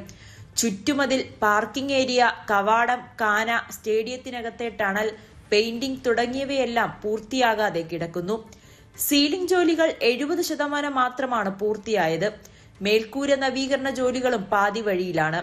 സ്റ്റേഡിയത്തിന്റെ നിലവിലെ സാഹചര്യം GCDA എഞ്ചിനീയറിംഗ് വിഭാഗം വിശദമായി പരിശോധന നടത്തും. ബാക്കിയുള്ള നിർമ്മാണ പ്രവർത്തനങ്ങളിൽ ചിലത് പൂർത്തിയാക്കാൻ സ്പോൺസർക്ക് വീണ്ടും സമയം നൽകാനാണ് GCDAയുടെ തീരുമാനം. ചില നിർമ്മാണ പ്രവർത്തനങ്ങൾ GCDA തന്നെ നടത്തും. 70 കോടി ചിലവിട്ട് ഫിഫ മാനദണ്ഡങ്ങൾ പാലിച്ച് അന്താരാഷ്ട്ര നിലവാരത്തിൽ സ്റ്റേഡിയം പുതുക്കിപ്പണിയുമെന്നായിരുന്നു സ്പോൺസറുടെ വാഗ്ദാനം. എന്നാൽ ഇതുവരെ എത്ര കോടിയാണ് ഈ സ്റ്റേഡിയം പുനർനിർമ്മിക്കാൻ ചിലവായതെന്ന് GCDAയോ സ്പോൺസറോ വ്യക്തമാക്കിയിട്ടുമില്ല. ന്യൂസ് 18 കൊച്ചി. ഏഴിമല ഇന്ത്യൻ നാവിക അക്കാദമിയിൽ ഓട്ടം ടൈം പാസിംഗ് ഔട്ട് പരേഡ് സമാപിച്ചു. പ്രൗഢഗംഭീരമായ ചടങ്ങിൽ സംയുക്ത സൈനിക മേധാവി ജനറൽ അനിൽ ചൌഹാൻ മുഖ്യാതിഥിയായി പങ്കെടുത്തു. വിദേശ സൗഹൃദ രാജ്യങ്ങളിൽ നിന്നുള്ളവരടക്കം 232 കേഡറ്റുകളാണ് പരിശീലനം പൂർത്തിയാക്കി പുറത്തിറങ്ങിയത്. വിവിധ വിഭാഗങ്ങളിലായി 232 ട്രെയിനികളാണ് പരിശീലനം പൂർത്തിയാക്കിയത്. ബംഗ്ലാദേശ്, ശ്രീലങ്ക, വിയറ്റ്നാം തുടങ്ങി 7 സൗഹൃദ രാജ്യങ്ങളിൽ നിന്നുള്ള 18 കേഡറ്റുകളും പാസിംഗ് ഔട്ട് പരേഡിന്റെ ഭാഗമായി. സംയുക്ത സൈനിക മേധാവി ജനറൽ അനിൽ ചൌഹാൻ പരേഡ് പരിശോധിക്കുകയും അഭിവാദ്യം സ്വീകരിക്കുകയും ചെയ്തു. സദേൺ നേവൽ കമാൻഡ് മേധാവി vice admiral Sameer Saxena, INA commandant vice admiral Manish Chadha എന്നിവരും ചടങ്ങിൽ പങ്കെടുത്തു. പരിശീലന കാലയളവിൽ മികച്ച പ്രകടനം കാഴ്ചവെച്ചവർക്കുള്ള പുരസ്കാരങ്ങളും വിതരണം ചെയ്തു. ബിടെക് കോഴ്സിൽ 1ാം സ്ഥാനം നേടിയ midshipman Vishal Kumar president's gold medal കരസ്ഥമാക്കി. പരേഡിന് ശേഷം നടന്ന സ്റ്റൈപ്പിംഗ് സെറിമണിയിൽ മാതാപിതാക്കളും ഉന്നത ഉദ്യോഗസ്ഥരും ചേർന്ന് പുതിയ ഓഫീസർമാർക്ക് റാങ്കുകൾ അണിയിച്ചു. പ്രാഥമിക പരിശീലനം വിജയകരമായി പൂർത്തിയാക്കിയ ഇവർ നാവികസേനയുടെ വിവിധ കപ്പലുകളിലും കേന്ദ്രങ്ങളിലുമായി പരിശീലനം തുടരും. ന്യൂസ് 18 ഏഴിമല. ഇനി ഒരു ദുരിത ജീവിതത്തിലേക്കാണ് അധികൃതരുടെ ശ്രദ്ധ ക്ഷണിക്കുന്നത്. പരസഹായം കൂടാതെ നടക്കാൻ ബുദ്ധിമുട്ട്, ഭാരമെടുക്കാനോ ജോലി ചെയ്യാനോ കഴിയില്ല. എന്നാൽ അംഗപരിമിതയായ ഇടുക്കി കൂട്ടാർ സ്വദേശിനി കൊച്ചുകാളിക്കൽ രാജി രതീഷിന്റെയും കുടുംബത്തിന്റെയും ഈ ദുരിത ജീവിതം കാണാൻ അധികൃതർക്ക് സാധിക്കുന്നില്ല എന്നുള്ളതാണ്. അടച്ചുറപ്പുള്ള ഒരു കൊച്ചു വീടെന്ന സ്വപ്നത്തിനായി ഇവർ മുട്ടാത്ത വാതിലുകളില്ല. കൗമാരപ്രായത്തിലുണ്ടായ അസുഖത്തെ തുടർന്നാണ് രാജിയുടെ ജീവിതം വീടിനുള്ളിലായത്. നടക്കാൻ ബുദ്ധിമുട്ടുണ്ട്, ഭാരമുള്ളതൊന്നും എടുക്കാൻ സാധിക്കില്ല.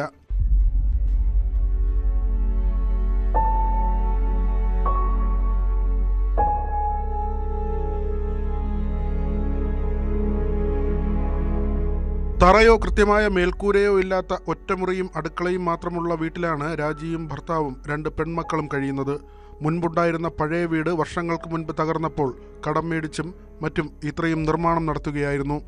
സാരിയും പടുതയും ഒക്കെ വലിച്ചു കെട്ടിയ ഷെഡിലാണ് കുട്ടികൾ ഉറങ്ങുന്നത്. കൂലിവേലക്കാരനായ രതീഷിന്റെ വരുമാനമാണ് കുടുംബത്തിന്റെ ഏക ആശ്രയം. ആരെങ്കിലും തൊഴിലുറപ്പ് നടക്കുന്ന സ്ഥലത്തെത്തിച്ചാൽ രാജി തൊഴിലുറപ്പ് ജോലിയിൽ പങ്കാളിയാകും. ഈ ഒരവസ്ഥയിലാണ് ഇവിടെ കഴിയുന്നത്. അവിടെ നിന്ന് കടം മേടിച്ച് 2 റൂം, ഒരു റൂമും ഒരു അടുക്കള, 2 റൂമായിട്ട് കെട്ടിയതായിരുന്നു. അതിന് ഒരു റൂം കിടക്കാൻ, ആകെ ഒരു റൂമേ ഉള്ളൂ ഞങ്ങൾക്ക് കിടക്കാനൊക്കെ സൗകര്യമായിട്ടുള്ളത്. അടുക്കളയാണെങ്കിൽ വെള്ളം കഴിവ് ചെയ്താൽ നനയുകയൊക്കെ ചെയ്യും. പിന്നെ വഴിയില്ല. കുറേ പ്രാവശ്യം ഞങ്ങൾ പഞ്ചായത്തിൽ അപേക്ഷയൊക്കെ കൊടുത്തതാണ്. ഇതുവരെ ഞങ്ങൾക്ക് ഒരു ആനുകൂല്യങ്ങളും ഞങ്ങൾക്ക് പഞ്ചായത്തിൽ നിന്ന് വരെ കിട്ടിയിട്ടില്ല. 10 വർഷത്തോളമായി ഞാനിവിടെ സ്ഥിരതാമസമായിട്ട്. തീരെ വയ്യാതെ നടക്കാനൊക്കെ ഭയങ്കര പ്രയാസമുള്ള ഒരാളാണ് ഞാൻ. അടച്ചുറപ്പുള്ള വീടിനായി ഇവർ നിരവധി തവണ കരുണാപുരം പഞ്ചായത്തിൽ അപേക്ഷ സമർപ്പിച്ചിട്ടും പരിഗണിച്ചില്ലെന്നാണ് ആരോപണം. 20 സെന്റ് ഭൂമിയാണ് ഇവർക്കുള്ളത്. ഇവിടേക്ക് സഞ്ചാരയോഗ്യമായ വഴി പോലുമില്ല. രാജിയുടെ ശാരീരിക ബുദ്ധിമുട്ടുകൾ പരിഗണിച്ച് പോലും വീട് നൽകാൻ ഇടപെടൽ ഉണ്ടായിട്ടില്ലെന്നാണ് പരാതി. ന്യൂസ് 18 ഇടുക്കി. മറ്റു വാർത്തകളിലേക്ക് എത്താം ഇടവേളയ്ക്ക് ശേഷം.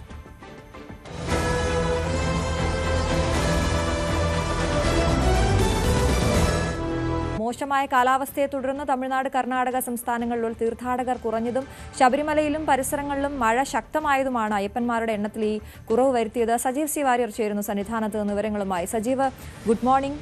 അവിടെ ഭക്തരുടെ എണ്ണത്തിൽ വലിയ കുറവുണ്ടായിരിക്കുന്നു, പക്ഷേ ആശങ്കപ്പെടുത്തുന്ന സാഹചര്യമാണ് തമിഴ്നാട്ടിലും കർണാടക, ആന്ധ്രയിലും ഒക്കെ ഉള്ളത്. അവിടെ നിന്നാണ് ഏറ്റവും കൂടുതൽ ഭക്തരും അങ്ങോട്ടേക്ക് എത്തുന്നതല്ലേ? നിലവിലെ അവസ്ഥ എന്താണ്? മഴയുണ്ടോ സന്നിധാനത്ത്?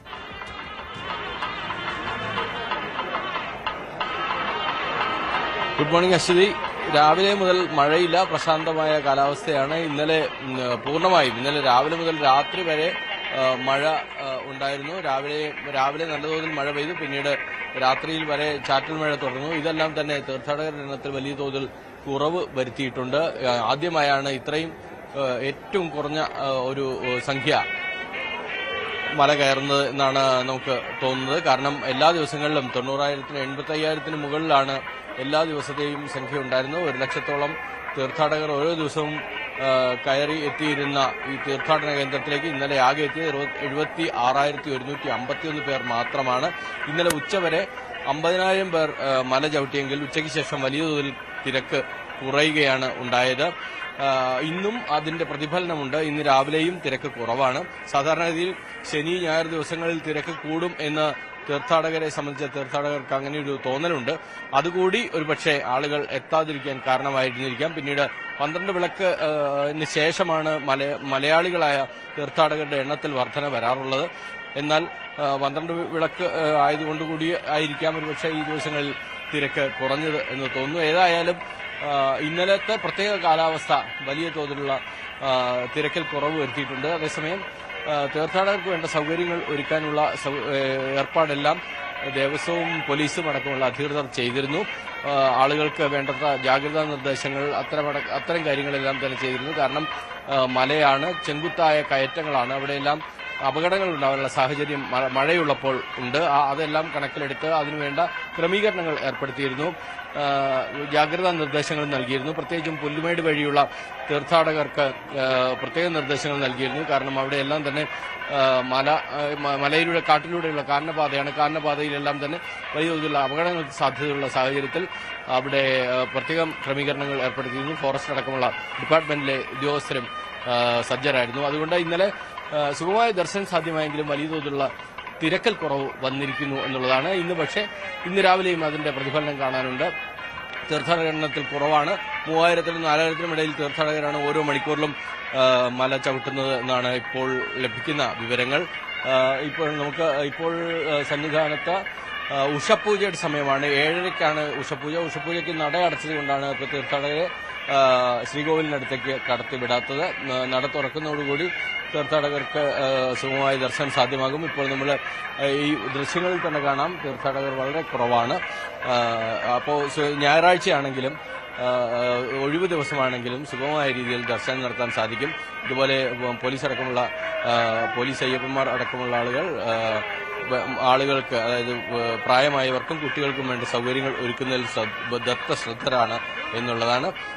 ഇപ്പോൾ 18 പടി കയറി എത്തിയിരിക്കുന്ന ഒരു തീർത്ഥാടകന് വേണ്ട സൗകര്യങ്ങൾ ഏർപ്പെടുത്തി കൊടുക്കുന്നതാണ്, അവരെ സഹായിക്കുന്ന ദൃശ്യങ്ങളാണ് നമ്മൾ കാണുന്നത്.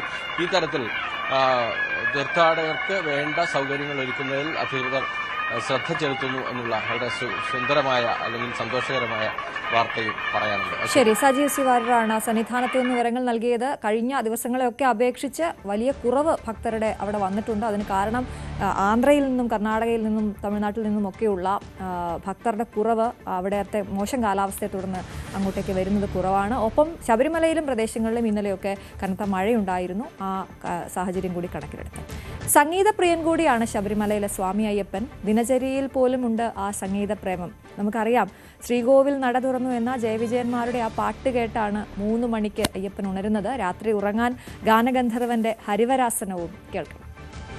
മറ്റേതൊരു മൂർത്തിയേക്കാളും ശബരിമലയിലെ ശാസ്താവിന് ഗാനങ്ങളുടെ ഒരു പശ്ചാത്തലമുണ്ട്. മല കയറിയെത്തുന്ന ഓരോ സ്വാമിയും അതുപോലെ തന്നെ അയ്യപ്പന് ശരണം പിടിച്ചുകൊണ്ടാണ് കയറി വരുന്നത്. ശരണം പിടിക്ക് അതിൻ്റേതായൊരു താളമുണ്ട്. ആ താളത്തിന് സംഗീതത്തിൻ്റെതായ ഒരു പിന്തുണയുമുണ്ട്. ഗാനങ്ങളുടെ പശ്ചാത്തലത്തിലൂടെ അല്ലാതെ അയ്യപ്പനെ നമുക്ക് ഓർത്തിരിക്കാനാകില്ല. ഒപ്പം തന്നെ ശബരിമലയിലെത്തുന്ന, സന്നിധാനത്തെത്തുന്ന ഓരോ തീർത്ഥാടകനും പാട്ടുകളുടെ വലിയൊരു പുഷ്പാഭിഷേകം ലഭിക്കുന്നുണ്ട്. ഇരുമുടിക്കെട്ടുമായി ഇറങ്ങുമ്പോഴേ തീർത്ഥാടകന്റെ ചുണ്ടിലും കാതിലുമുണ്ട് സംഗീതം. ശരണമന്ത്രത്തിലും പേട്ടതുള്ളലിലുമുള്ള ഈണവും താളവുമാണ് കഠിനമായ ശരണവഴികൾ പണ്ടുതൊട്ടേ എളുപ്പമാക്കിയിരുന്നത്. പമ്പാ ഗണപതിയെ തൊഴുത് നീലിമലയും അപ്പാച്ചിമേടുമടക്കമുള്ള ചെങ്കുത്തായ കയറ്റങ്ങൾ കയറുമ്പോഴെല്ലാം കുറേയേറെ കാലമായി അയ്യപ്പന്മാർക്ക് പാട്ട് കൂട്ടായുണ്ട്. അയ്യപ്പസ്വാമിക്ക് ഉണരാനാണെങ്കിൽ ശ്രീകോവിൽ നട തുറന്നു എന്ന് ജയവിജയന്മാർ പാടണം. രാത്രി ഉറങ്ങണമെങ്കിൽ ഗാനഗന്ധർവന്റെ ഹരിവരാസനം കേൾക്കണം. എന്നാൽ ധർമ്മശാസ്താവ് എന്ന മൂർത്തിക്ക് പാട്ടുമായി നേരിട്ട് ബന്ധമുള്ളതായി ഗ്രന്ഥങ്ങളിലൊന്നും സൂചനയില്ല. പിന്നെ എന്താകും അയ്യപ്പനെ ഗാനമൂർത്തിയാക്കുന്ന ഘടകം? ഗാനരചയിതാവ് കൂടിയായ ദേവസ്വം പ്രസിഡന്റ് കെ ജയകുമാർ പറയട്ടെ. ഈ പരമ ചൈതന്യത്തിൽ നിന്നാണല്ലോ നമ്മുടെ എല്ലാ കലാരൂപങ്ങളും ഉണ്ടാകുന്നത്. അതുകൊണ്ടല്ലേ ശിവനെ നടരാജമൂർത്തി എന്നൊക്കെ പറയുന്നതാണ്. എല്ലാ കലയും അവിടെ നിന്ന് തന്നെയാണ്. അയ്യപ്പനെ സംബന്ധിച്ചിടത്തോളം ഏകാന്ത ധ്യാനത്തിലിരിക്കുന്ന അയ്യപ്പനെ സംബന്ധിച്ച് അയ്യപ്പനെ പാടി ഉറക്കുക, ഇപ്പോൾ ഹരിവരാസനത്തിന് ഇത്രയും പ്രകാരം ഉണ്ടായതാണ്. എല്ലാ ക്ഷേത്രങ്ങളിലും നടയടയ്ക്കും. പക്ഷേ ഇവിടെ ഈ അയ്യപ്പനെ പാടി ഉറക്കി നടയടയ്ക്കുന്ന ഒരു അയ്യപ്പൻ എന്നൊരു സങ്കല്പമാണ്. ഇതെല്ലാം മനുഷ്യനുണ്ടാക്കുന്ന ഒരു നമ്മൾക്ക് ഇഷ്ടപ്പെട്ട സങ്കല്പങ്ങളാണ്. അപ്പോൾ അയ്യപ്പസ്വാമി ഏകാന്ത ധ്യാനത്തിലിരിക്കുന്ന ഈ സ്വാമിക്ക് ധ്യാന നിമഗ്നത ഉള്ള പാട്ടുകൾ ഒക്കെ ഇഷ്ടമാണ് നമ്മളങ്ങ് ധരിക്കുകയാണ്. മറ്റൊന്ന് ഈ മല കയറുന്ന അയ്യപ്പന്മാരെ അയ്യപ്പ തിന്തകത്വവും പാടിയോ അല്ലെങ്കിൽ സ്വാമി ശരണം വിളിച്ചോ ഒക്കെ തന്നെ അയ്യപ്പനെ ഉണർത്തുന്നതാണുള്ളത്. അപ്പോൾ ഈ പാട്ടും സംഗീതവും ഉടുക്ക് ഡമരും ഇങ്ങനെയൊക്കെയുള്ള പേട്ടതുള്ളി പാട്ട് പാടിയല്ലേ വരുന്നത്. അപ്പോൾ ശരണം വിളിച്ചിട്ടല്ലേ വരുന്നത്. അപ്പോൾ അയ്യപ്പനെ നാദോപാസനയാണ് ഇതൊക്കെ.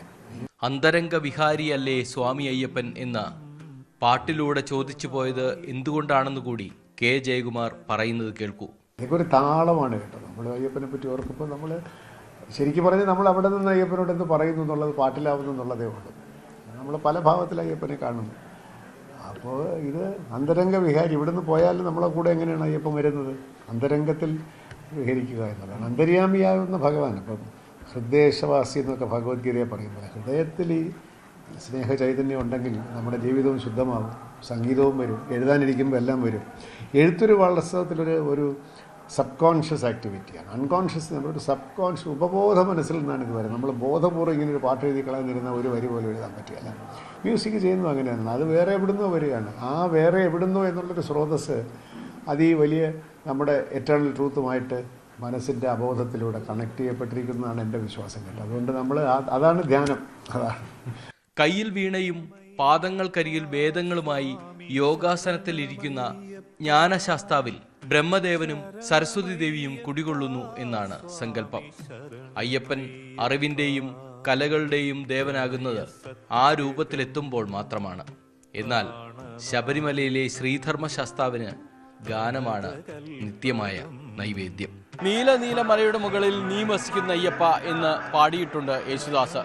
ഇപ്പോൾ എനിക്ക് പിന്നിൽ കേൾക്കുന്ന ഗാനമടക്കം ഒട്ടേറെ ഗാനങ്ങളുടെ പശ്ചാത്തലമുണ്ട് സന്നിധാനത്തെ ഈ എല്ലാ ദൃശ്യങ്ങൾക്കും.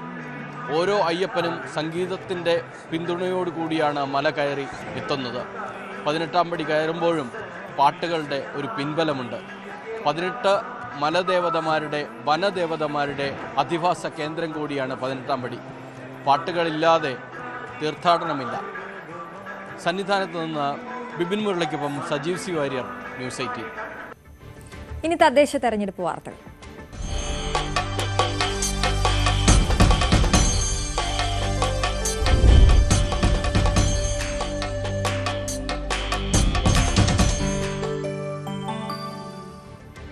നാട്ടിലെല്ലായിടത്തും ഇപ്പോൾ പോസ്റ്ററും ഫ്ലക്സും ഒക്കെയാണല്ലേ. അങ്ങനെയെങ്കിൽ തെരഞ്ഞെടുപ്പിൽ പോസ്റ്ററും ബാനറും ഒന്നും ഇറക്കാത്തൊരു ഏതെങ്കിലും ഒരു സ്ഥാനാർത്ഥി ഉണ്ടോ? സംശയം വേണ്ട, അങ്ങനെ ഒരാൾ കോട്ടയത്തുണ്ട്. കോട്ടയം നഗരസഭയിലേക്ക് BJP സ്ഥാനാർത്ഥിയായി മത്സരിക്കുന്ന കെ ശങ്കരനാണ് ഒരൊറ്റ പോസ്റ്റർ പോലും ഇറക്കാതെ തെരഞ്ഞെടുപ്പിൽ മത്സരിക്കുന്നത്. പോസ്റ്റർ അടിക്കാനുള്ള ചെലവ് കൊണ്ട് ക്യാൻസർ രോഗികൾക്ക് ചികിത്സാ സഹായം നൽകാനാണ് ശങ്കരന്റെ തീരുമാനം. നിലവിൽ കോട്ടയം നഗരസഭയിലെ സ്റ്റാൻഡിംഗ് കമ്മിറ്റി ചെയർമാനായ ശങ്കരൻ ജനങ്ങളുമായുള്ള പരിചയം ചൂണ്ടിക്കാട്ടിക്കൂടിയാണ് പോസ്റ്ററുകൾ ഒഴിവാക്കിയത്. ശ്രീജിത്തിന്റെ റിപ്പോർട്ട് കാണാം.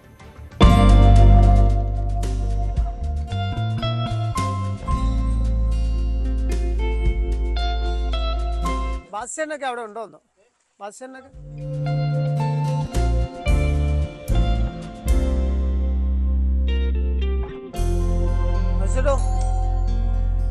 ഇലക്ഷൻ കഴിഞ്ഞോ?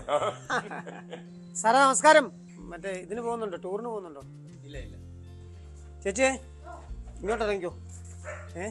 എന്ത് ചേട്ടനില്ലേ? ആണോ? എന്നറിയോ, കഴിഞ്ഞ ദിവസം വന്നോണ്ടാ. പിന്നെ കഴിഞ്ഞ ദിവസം ഒന്ന് ഓടി കയറിയതുകൊണ്ട് അപ്പം സാറിനെ കണ്ടിട്ട് കൃഷ്ണൻ ഇവിടെ ഉണ്ടല്ലോ. അപ്പം അതെ ഇപ്രാവശ്യം ബോർഡൊന്നും ഇല്ലാത്തതുകൊണ്ട്, ബോർഡിൽ പടമൊന്നും കാണാത്തതുകൊണ്ട് അതൊരു കുറവായിട്ട് വിചാരിക്കരുത് കേട്ടോ. അതിനാ ഇപ്രാവശ്യം നമ്മൾ ബോർഡും ഫ്ലെക്സും ബാനറും എല്ലാം ഒഴിവാക്കി. അപ്പം അതിൽ നിന്ന് കിട്ടുന്ന ചെറിയ സേവിങ്സ് 1-2 പേരെ നമുക്ക് കാര്യങ്ങളുണ്ട്. അപ്പോൾ അവർക്ക് ചെയ്യാം എന്നൊക്കെയാണ് വിചാരിക്കുന്നത്. നമ്മൾ ഇലക്ഷന് മത്സരിക്കുന്ന സമയത്ത് പോസ്റ്റർ, ബാനർ, ബോർഡ്, ചുവരെഴുത്ത് ഒന്നും കാണുന്നില്ലല്ലോ. വളരെ വലിയ പിന്തുണയാണ് ഈ വിഷയത്തിലുള്ളത്. പ്രത്യേകിച്ച് ഇവിടെ നടത്തിയിട്ടുള്ള വികസന പ്രവർത്തനങ്ങൾ, കഴിഞ്ഞ 5 വർഷക്കാലം ജയ് ടീച്ചർ നടത്തിയിട്ടുള്ള വികസന പ്രവർത്തനങ്ങൾ, ഒപ്പം അതിനു മുമ്പായിട്ട് ഞാൻ തന്നെ കൗൺസിലർ ആയിരുന്നു ഇവിടെ. അപ്പോൾ അങ്ങനെയുള്ള നല്ല പരിചയം, എല്ലാ കുടുംബവുമായിട്ടുള്ള ബന്ധം, അവർക്കൊക്കെ വളരെ സന്തോഷമാണ്. പ്രത്യേകിച്ച് അതിൻ്റെ ആവശ്യമേ ഇല്ല എന്നുള്ള നിലയ്ക്കുള്ള പ്രതികരണമാണ് എല്ലാ ജനങ്ങളും പറയുന്നത്. എന്ന് മാത്രമല്ല, അതൊരു നല്ല കാര്യങ്ങൾക്ക് അത് പ്രയോജനപ്പെടുത്തുന്നു എന്ന് അറിയുന്നതിൽ വലിയ സന്തോഷം അവരെല്ലാം എന്നോട് പറഞ്ഞിട്ടുണ്ട്. അപ്പോൾ അതുകൊണ്ട് ഇതൊരു പരിസ്ഥിതി സൗഹൃദമാണ്. ഒരുപാട് ആർഭാടം ഇല്ലാത്ത ഒരു പ്രചരണമാണ്. തീർച്ചയായിട്ടും ഈ ജനങ്ങൾക്കുള്ള വിശ്വാസം നമ്മൾ ജനാധിപത്യത്തിൽ വർദ്ധിപ്പിച്ചാൽ പൂർണ്ണമായിട്ടും അവർ നമ്മളോടൊപ്പം നിൽക്കും എന്നുള്ളതിന് നല്ല അനുഭവമാണ് എനിക്ക് ഉണ്ടായിട്ടുള്ളത്.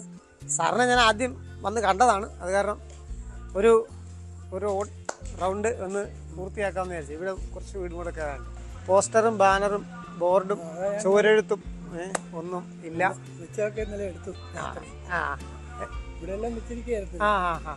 സ്വാഭാവികമായിട്ട് ഇന്നത്തെ ഒരു സാഹചര്യത്തിലുണ്ടാവുന്ന ഒരു ആർഭാടത്തിൻ്റെ ഒരു അന്തരീക്ഷം, ആ അന്തരീക്ഷം ചിലരിലൊക്കെ അതും ഒരു പോസ്റ്ററെങ്കിലും ഒട്ടിക്കണ്ടേ എന്നൊക്കെ ചോദിക്കുന്ന ഒരു സ്ഥിതി ഉണ്ടായിരുന്നു. പക്ഷെ അത് എല്ലാവർക്കും മനസ്സിലായി. അത് ഒന്ന് വീടുകളിലൊക്കെ പോയി കാര്യങ്ങൾ പറഞ്ഞപ്പം എല്ലാവർക്കും അത് മനസ്സിലായി.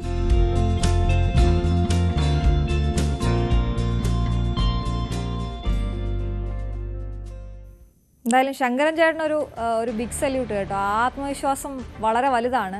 ഒപ്പം ശ്രീജിത്തിന് കൂടി, കാരണം ആ കഥ പറഞ്ഞത് ശങ്കരൻ ചേട്ടനെ കൊണ്ട് തന്നെയാണ് പറയിപ്പിച്ചത്. ശ്രീജിത്ത് അതിൽ ഇടപെട്ടിട്ടേയില്ല, റിപ്പോർട്ടറായി നിന്നുകൊണ്ട് അത്രയും മനോഹരമായി പ്രേക്ഷകരിലേക്ക് അത് എത്തിക്കുകയും ചെയ്തു. വീണ്ടും കോട്ടയത്ത് നിന്നാണ് വാർത്ത. ചെറുപ്പക്കാരെ സ്ഥാനാർത്ഥികളാക്കുന്നതിൽ ഇപ്പോൾ രാഷ്ട്രീയ പാർട്ടികളുടെ ഒരു മത്സരം തന്നെ നടക്കുന്നുണ്ട്. എന്നാൽ ഒരു 75കാരൻ കോട്ടയത്ത് CPIക്ക് വേണ്ടി മത്സരിക്കുന്നുണ്ട്. പനച്ചിക്കാട് പഞ്ചായത്തിലെ 22ാം വാർഡിൽ നിന്ന് PK കൃഷ്ണൻ എന്ന CPI നേതാവ് 40 വർഷങ്ങൾക്ക് ശേഷം ഇതാദ്യമായി ജനവിധി തേടുകയാണ്.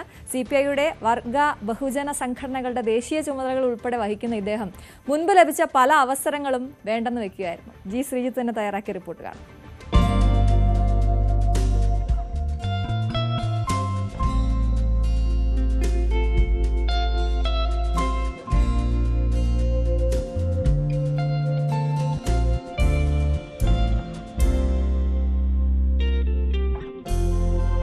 നേരത്തെ പാർട്ടിയുടെ സ്റ്റേറ്റ് എക്സിക്യൂട്ടീവിലും കൗൺസിലും ഒക്കെ ഉണ്ടായിരുന്നു. പ്രായപരിധി തീരുമാനിച്ചതിൻ്റെ പശ്ചാത്തലത്തിൽ ഉപരി കമ്മിറ്റികളിൽ നിന്ന് ഒഴിവായി.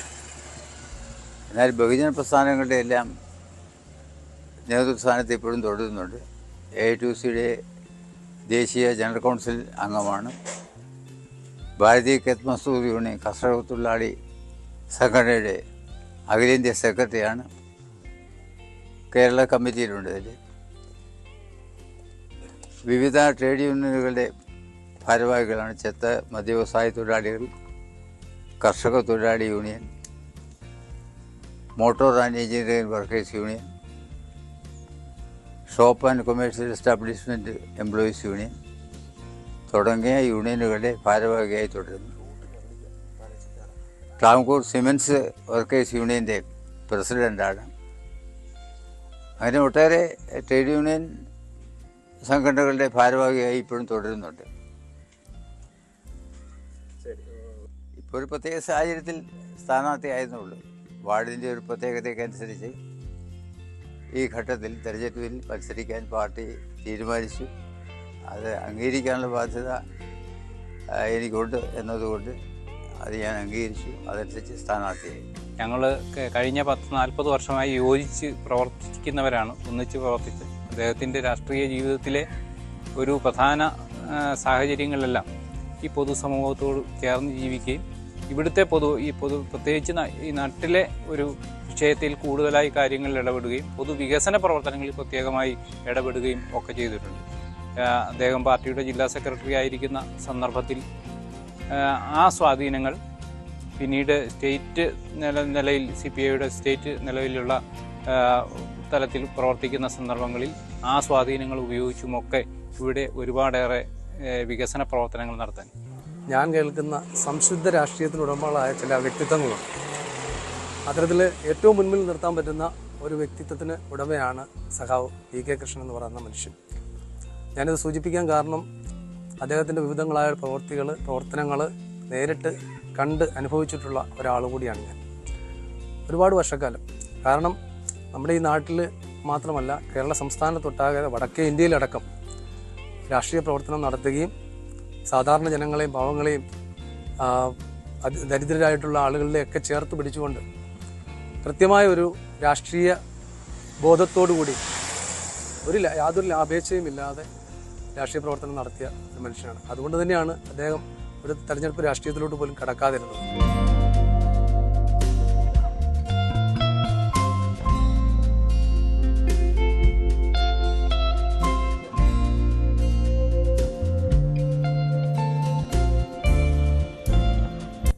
എന്തായാലും 40 വർഷത്തിന് ശേഷം അംഗത്തിനിറങ്ങുന്ന സഖാവ് കൃഷ്ണനും അഭിനന്ദനങ്ങളും ആശംസകളും അറിയിക്കുകയാണ്. ഇനി നമുക്ക് കൊച്ചിയിലേക്ക് പോകാം.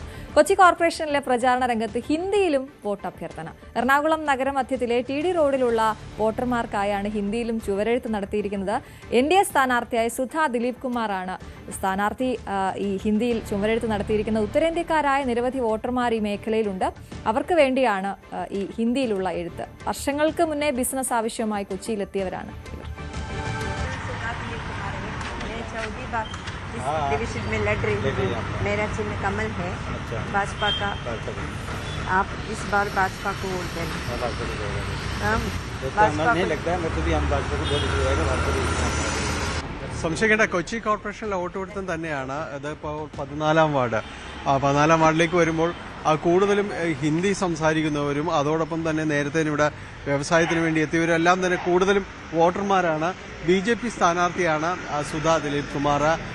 സുധാ ദിലീപ് കുമാർ കഴിഞ്ഞ 2 ടൈമുകളായിട്ട് കൗൺസിലറാണ്. ഇവിടെ വോട്ട് അഭ്യർത്ഥന പോലും എല്ലാം തന്നെ ഇവിടെ ഹിന്ദിയിലേക്കെല്ലാം തന്നെ എഴുതിയിട്ടുണ്ട്. കാരണം പലരും ഇവിടെ നിരവധി പേർക്ക് ഇവിടെ വോട്ടുണ്ട് എന്നതാണ്. കഴിഞ്ഞ നാളുകളായിട്ട് ഇവിടെയുള്ളവരാണ്. അതുകൊണ്ട് മലയാളമെല്ലാം തന്നെ അവർക്കറിയാമെങ്കിലും ഇതേപോലെ അവരുടെ ഒരു ഇതിലേക്ക് വരുമ്പോൾ കുറച്ചുകൂടി വികാരമുള്ള രീതിയിലേക്ക് വികാരവായ്പോട് രാഷ്ട്രഭാഷ സമീപിക്കുന്നു.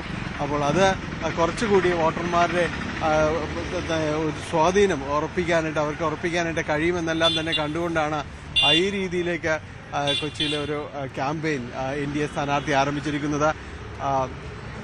ചേച്ചി, ഇതിപ്പോൾ ഈ വോട്ടർമാരെ ലക്ഷ്യമിടുക, അതായത് ഹിന്ദി കൂടുതൽ സംസാരിക്കുന്നവരെ ലക്ഷ്യമിടുക എന്ന് തന്നെയാണ്.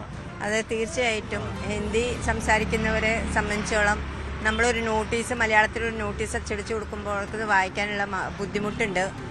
അങ്ങനെ വരുമ്പം അവർക്ക് നമ്മൾ ഈ ഡിവിഷനിൽ മത്സരിക്കുന്നവരാരൊക്കെയാന്നൊക്കെ അറിയുന്നതിൽ വളരെയധികം പ്രയാസം അനുഭവപ്പെടുന്നു. ആ അവസരത്തിലാണ് നമ്മൾ ഇത്തരത്തിലൊരു ഹിന്ദിയിലൊരു സന്ദേശം ഇവർക്ക് നൽകുന്നത്. വോട്ട് കിട്ടുന്നതിന് വേണ്ടിയിട്ട് തന്നെയാണ്. ധാരാളം നോർത്ത് ഇന്ത്യയിൽ നിന്നുള്ള വോട്ടർമാർ ഈ ഡിവിഷനിലുണ്ട്. ഈ റോഡിലും നമ്മുടെ ധാരാളം വോട്ടർമാരുണ്ട്. അപ്പോൾ അവർക്ക് ഒരു സന്തോഷമായിക്കോട്ടെ. കാരണം മോദിജി ഭരിക്കുന്ന ഇന്ത്യയാണ്. ആ ഇന്ത്യയിൽ ഹിന്ദിക്ക് ഏറെ രാഷ്ട്രഭാഷയിൽ വരുമ്പോൾ ഹിന്ദിക്ക് ഏറെ പ്രാധാന്യം BJP നൽകുന്നു എന്നുള്ളതിൽ വളരെയധികം സന്തോഷമുള്ള ആളുകളാണ്. അതുകൊണ്ട് അവർക്ക് വേണ്ടിയാണ് ഇത്തരത്തിൽ വ്യത്യസ്തമായിട്ട് ഒരു ഇത് ചുമരെടുത്ത് ഇവിടെ എഴുതിയിരിക്കുന്നത്. കൂടുതൽ വോട്ടർമാർ അങ്ങനെ കൂടുതലുണ്ടോ ഇവിടെ? പല ആവശ്യങ്ങൾക്ക് വന്നവരൊക്കെ ഉണ്ട്. പല പല വ്യാപാര ആവശ്യങ്ങൾക്കായി ഇവിടെ വന്നവർ പലരും ഇവിടെ സ്ഥിരതാമസമാക്കിയിരിക്കുകയാണ്. അത്തരത്തിൽ പലരും ഇത്തവണ നമ്മുടെ വോട്ടർ പട്ടികയിൽ ഇടം കണ്ടെത്തിയിട്ടുമുണ്ട്. TD റോഡ് കേന്ദ്രീകരിച്ചാണ് കൂടുതൽ ഉള്ളത് അല്ലേ? TD റോഡിലുണ്ട്, പുല്ലേപ്പടി റോഡിലുണ്ട്. പുല്ലേപ്പടി റോഡിലെ ഫ്ലാറ്റിൽ 90% നോർത്ത് ഇന്ത്യക്കാർ തന്നെയാണ്. എങ്ങനെയുണ്ട് ഇതുപോലെ ക്യാമ്പയിൻ ചെയ്തിട്ട് ഗുണമുണ്ടാവുന്നുണ്ടോ? നല്ല രീതിയിലുള്ള പ്രതികരണം കിട്ടുന്നത് തീർച്ചയായിട്ടും ഇത്തവണയും BJP തന്നെ വരും എന്നാണ് പ്രതീക്ഷിക്കുന്നത്. കൂടുതൽ വോട്ടർമാരെയൊക്കെ ഇതിലൂടെ അടുപ്പിക്കാനായിട്ടൊക്കെ കഴിയുന്നുണ്ട്. തീർച്ചയായിട്ടും. കാരണം ഇന്ത്യയുടെ വികസനം BJPയിലൂടെയാണ്. ഈ ചുവരെഴുത്തൊക്കെ ഹിന്ദിയിലാവുമ്പോഴേക്കും അവർക്ക് അവരുടെ ഭാഷയാണല്ലോ അത്. തീർച്ചയായിട്ടും അവർക്ക് കൂടുതലൊരു അഫിനിറ്റി തോന്നും. നമ്മുടെ ഇവിടെ ബസ്സുകളിൽ തന്നെ ഇപ്പൊ കാക്കനാട് എന്ന് ഹിന്ദിയിൽ എഴുതാൻ തുടങ്ങിയിട്ടുണ്ട്. അതിൻ്റെ അർത്ഥം എന്ന് വെച്ചാൽ ഹിന്ദിക്കാർ കണ്ടമാനം എറണാകുളത്ത് താമസിക്കുന്നു എന്നുള്ളതിനൊരു ഉദാഹരണമാണ്. ഇതിങ്ങനെ ചെയ്യുമ്പോൾ കുറച്ചും കൂടി ഒരു അടുപ്പം സ്ഥാനാർത്ഥിയോട് തോന്നുന്നുണ്ടെന്നുള്ളതാണ്. തീർച്ചയായിട്ടും അവർക്കൊരു സന്തോഷമാണ്. അവർ തന്നെ പറഞ്ഞിട്ടാണ് നമ്മൾ ഇത്തരത്തിൽ ഹിന്ദിയിൽ എഴുതാൻ കാരണം. അവർക്ക് ഒരുപാട് ആൾക്കാരുണ്ട് നമ്മുടെ പ്രവർത്തകരായിട്ട്. അപ്പോൾ അവർ പറഞ്ഞ് അവരെഴുതി തന്നതാണ് നമ്മൾ എഴുതിയത്. അവരാണിത് എഴുതി തന്നത്. ഇത് മൂന്നാം ടൈമാണോ? അല്ല, നാലാമത്തെ ടേം. 3 ടേം പൂർത്തിയാക്കി കഴിഞ്ഞു. 4ാമത്തെ ടേമിലേക്കാണ്. സുധാ ദിലീപ് കുമാർ എന്നത് കൊച്ചിൻ കോർപ്പറേഷനിലെ BJPയുടെ ഒരു മുഖം തന്നെയാണ്. ഏതായാലും രാഷ്ട്രഭാഷയിൽ തന്നെ ചുവരെഴുത്തുകളെല്ലാം പൂർത്തിയാക്കിയിരിക്കുന്നു. നിരവധിയായ വോട്ടർമാർ അന്യ ജില്ലകളിൽ നിന്നെല്ലാം തന്നെയുണ്ട്. അതുകൊണ്ട് അവരുടെ കൂടി ഒരു ഹൃദയൈക്യം ഉറപ്പിക്കുക എന്ന പുതിയ തന്ത്രവും അതോടൊപ്പം തന്നെ വിജയം ഉറപ്പിക്കുക എന്ന ലക്ഷ്യത്തോടു കൂടിയുള്ള പ്രചാരണവുമെല്ലാമാണ് ഈ കൊച്ചിൻ കോർപ്പറേഷനിൽ നമ്മൾ കാണുന്നത്. ക്യാമറമാൻ അഖിലോട്ട് വാറയ്ക്കൊപ്പം ജാനി പോൾ, ന്യൂസ് 18 കൊച്ചി. ഇനി ഇടുക്കിയിലേക്കാണ്. തദ്ദേശ തെരഞ്ഞെടുപ്പാണ്, നമുക്കറിയാം. ഈ വിജയിക്കാൻ പല അടവുകളും എടുക്കുകയാണ് സ്ഥാനാർത്ഥികൾ. എന്നാൽ എതിർ സ്ഥാനാർത്ഥികളുടെ പ്രചരണത്തിലും ഭാഗമാകുന്ന ഒരാളുണ്ട് ഇടുക്കിയിൽ. ഇടുക്കി നെടുങ്കണ്ടം പഞ്ചായത്തിലെ 4ാം വാർഡിൽ ജനവിധി തേടുന്ന BJP സ്ഥാനാർത്ഥി ഗ്രീഷ്മ രാജേഷാണത്. ഫോട്ടോഗ്രാഫറായ ഗ്രീഷ്മ വിവിധ സ്ഥാനാർത്ഥികൾക്കായുള്ള പോസ്റ്ററുകൾ ഒരുക്കുന്നതിൽ സജീവമാണ്. ഹൈറേഞ്ചിലെ ഫോട്ടോഗ്രാഫി രംഗത്തെ വനിതാമുഖമായ ഗ്രീഷ്മ ആദ്യമായാണ് തെരഞ്ഞെടുപ്പ് ഗോതയിലിറങ്ങുന്നത്. ഇപ്രാവശ്യം ഒരു മാറ്റം ഞാൻ കൂടെ ഉണ്ടായിരിക്കും. ആ കാര്യത്തിൽ ഒരു വാക്ക് വ്യത്യാസം ഉണ്ടാവില്ല. തെരഞ്ഞെടുപ്പ് കാലം ഫോട്ടോഗ്രാഫി, ഡിസൈനിങ് മേഖലയിൽ ജോലി ചെയ്യുന്നവർക്ക് തിരക്കേറിയ കാലമാണ്. സ്ഥാനാർത്ഥിയാകാൻ BJP നിർദ്ദേശിച്ചപ്പോൾ തയ്യാറാവുകയായിരുന്നു. എന്നാൽ ജോലി പൂർണ്ണമായും ഒഴിവാക്കിയല്ല പ്രചാരണം. LDFിലും UDFിലും NDAയിലും മത്സരിക്കുന്ന സ്ഥാനാർത്ഥികൾക്കായി പോസ്റ്ററുകളും നോട്ടീസും ഫ്ലെക്സും ഒക്കെ ഗ്രീഷ്മ തന്നെയാണ് തയ്യാറാക്കുന്നത്. രാഷ്ട്രീയം ഏതാണെങ്കിലും തൊഴിലുമായി ഇതിനെ കൂട്ടിയോജിപ്പിക്കാനില്ലെന്നാണ് ഗ്രീഷ്മയുടെ നിലപാട്. ദിവസേന സ്റ്റുഡിയോയിലെത്തുന്ന വിവിധ സ്ഥാനാർത്ഥികൾ നിർദ്ദേശിക്കുന്ന ഡിസൈനിങ് ജോലികൾ പൂർത്തീകരിച്ച് പ്രചാരണത്തിനിറങ്ങും. വർഷങ്ങളായി ഫോട്ടോഗ്രാഫി രംഗത്ത് ഉള്ളതിനാൽ വാർഡിലെ ജനങ്ങൾ നന്നായി അറിയാം. അതിനാൽ പ്രചാരണം എളുപ്പമാണെന്ന് ഗ്രീഷ്മ. BJPയുടെ നെടുങ്കണ്ടം പഞ്ചായത്തിലെ 4ാം വാർഡിലെ സ്ഥാനാർത്ഥിയാണ് ഞാനൊരു ഫോട്ടോഗ്രാഫറാണ്. അതിലുപരി എൻ്റെ വർക്ക് കളയാതെ, എൻ്റെ തൊഴിൽ കളയാതെ തന്നെയാണ് ഞാൻ ഈ പ്രവർത്തനത്തിലേക്ക് വന്നേക്കുന്നത്. ഇതിൻ്റെ ഇടയ്ക്ക് രാവിലെയും വൈകിട്ടും ഒക്കെ ആയിട്ടാണ് പ്രവർത്തനങ്ങളെല്ലാം നടക്കുന്നത്. അതുപോലെ മറ്റ് സ്ഥാനാർത്ഥികളെല്ലാം വിഭാഗത്തിലുള്ള എല്ലാം UDF LDF എല്ലാ സ്ഥാനാർത്ഥികളുടെയൊക്കെ വർക്കുകൾ നമ്മൾ ചെയ്യുന്നുണ്ട്. ഇതിൻ്റെ ഇടയ്ക്കാണ് ഈ പ്രചരണവും ഒക്കെ ആയിട്ട് നടക്കുന്നത്. രാവിലെയും വൈകിട്ടുമായാണ് വോട്ടർമാരെ വീടുകളിലെത്തി നേരിട്ട് കാണുക. പകൽ സമയം കൂടുതലായും ജോലിയുടെ തിരക്കിൽ. പ്രചാരണ ചുരുളാണെങ്കിലും മറ്റു മുന്നണി സ്ഥാനാർത്ഥികൾ അടക്കമുള്ള ജോലികൾ കൃത്യസമയത്ത് പൂർത്തീകരിച്ചു നൽകും. AKPA ഇടുക്കി ജില്ലാ വൈസ് പ്രസിഡന്റ് കൂടിയാണ് ഗ്രീഷ്മ. ഫോട്ടോഗ്രാഫിയിലും സംഘടനാ പ്രവർത്തനത്തിലും സജീവം. ന്യൂസ് 18 ഇടുക്കി. കേരളത്തിന് പുറത്ത് ഒരു കേരളപുരമുണ്ട് കേട്ടോ. തമിഴ്നാട്ടിലെ നാഗർകോവിലിനടുത്താണ് ഈ കേരളപുരം. അവിടുത്തെ ശിവക്ഷേത്രവും അതിശയ ഗണപതിയുടെ വിഗ്രഹവും ഒക്കെ ഏറെ പ്രശസ്തമാണ്.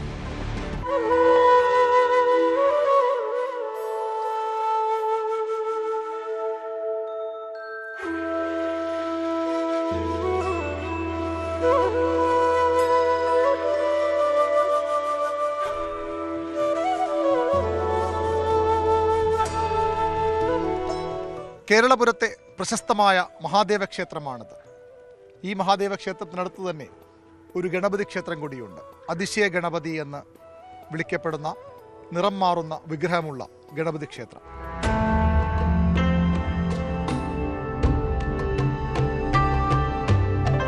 കർക്കടകം തുടങ്ങുന്നത് മുതൽ ധനുമാസം വരെ കറുത്ത നിറത്തിലായിരിക്കും ഇവിടത്തെ ഗണപതി.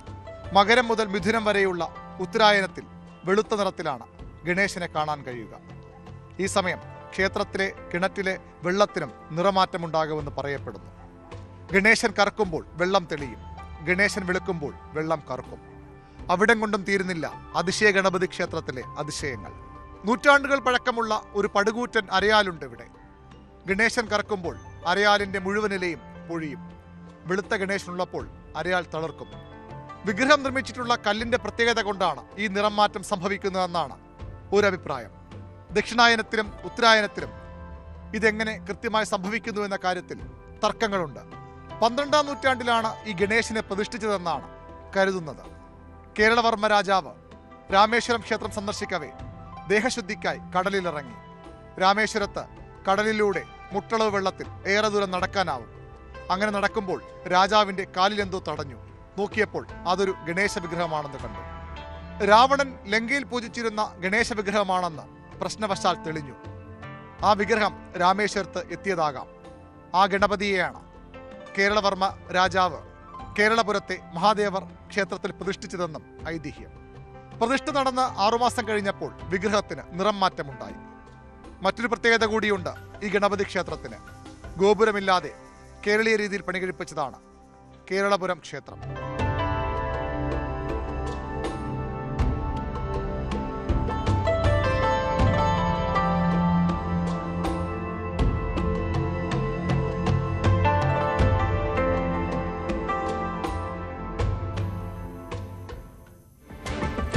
രാജകുമാരി ഗ്രൂപ്പ് സംഘടിപ്പിക്കുന്ന പുനലൂർ എക്സിബിഷൻ കം സെയിലിൽ വൻ ജനപങ്കാളിത്തം. വിവിധ സംസ്ഥാനങ്ങളിലെ പരമ്പരാഗത മോഡലുകളും ലൈറ്റ് വെയ്റ്റ് ആഭരണങ്ങളുമാണ് മേളയുടെ പ്രത്യേകത. ഉദ്ഘാടന ചടങ്ങിൽ നറുക്കെടുപ്പിലൂടെ 3 പേർക്ക് LED TV സമ്മാനമായി നൽകി. പുനലൂർ മുനിസിപ്പാലിറ്റി പ്രതിപക്ഷ നേതാവ് G. Jayaprakash, ward councillor Nimmi Abraham, BJP സംസ്ഥാന എക്സിക്യൂട്ടീവ് അംഗം B. രാധാമണി, വ്യാപാരി വ്യവസായി ഏകോപന സമിതി വൈസ് പ്രസിഡന്റ് S.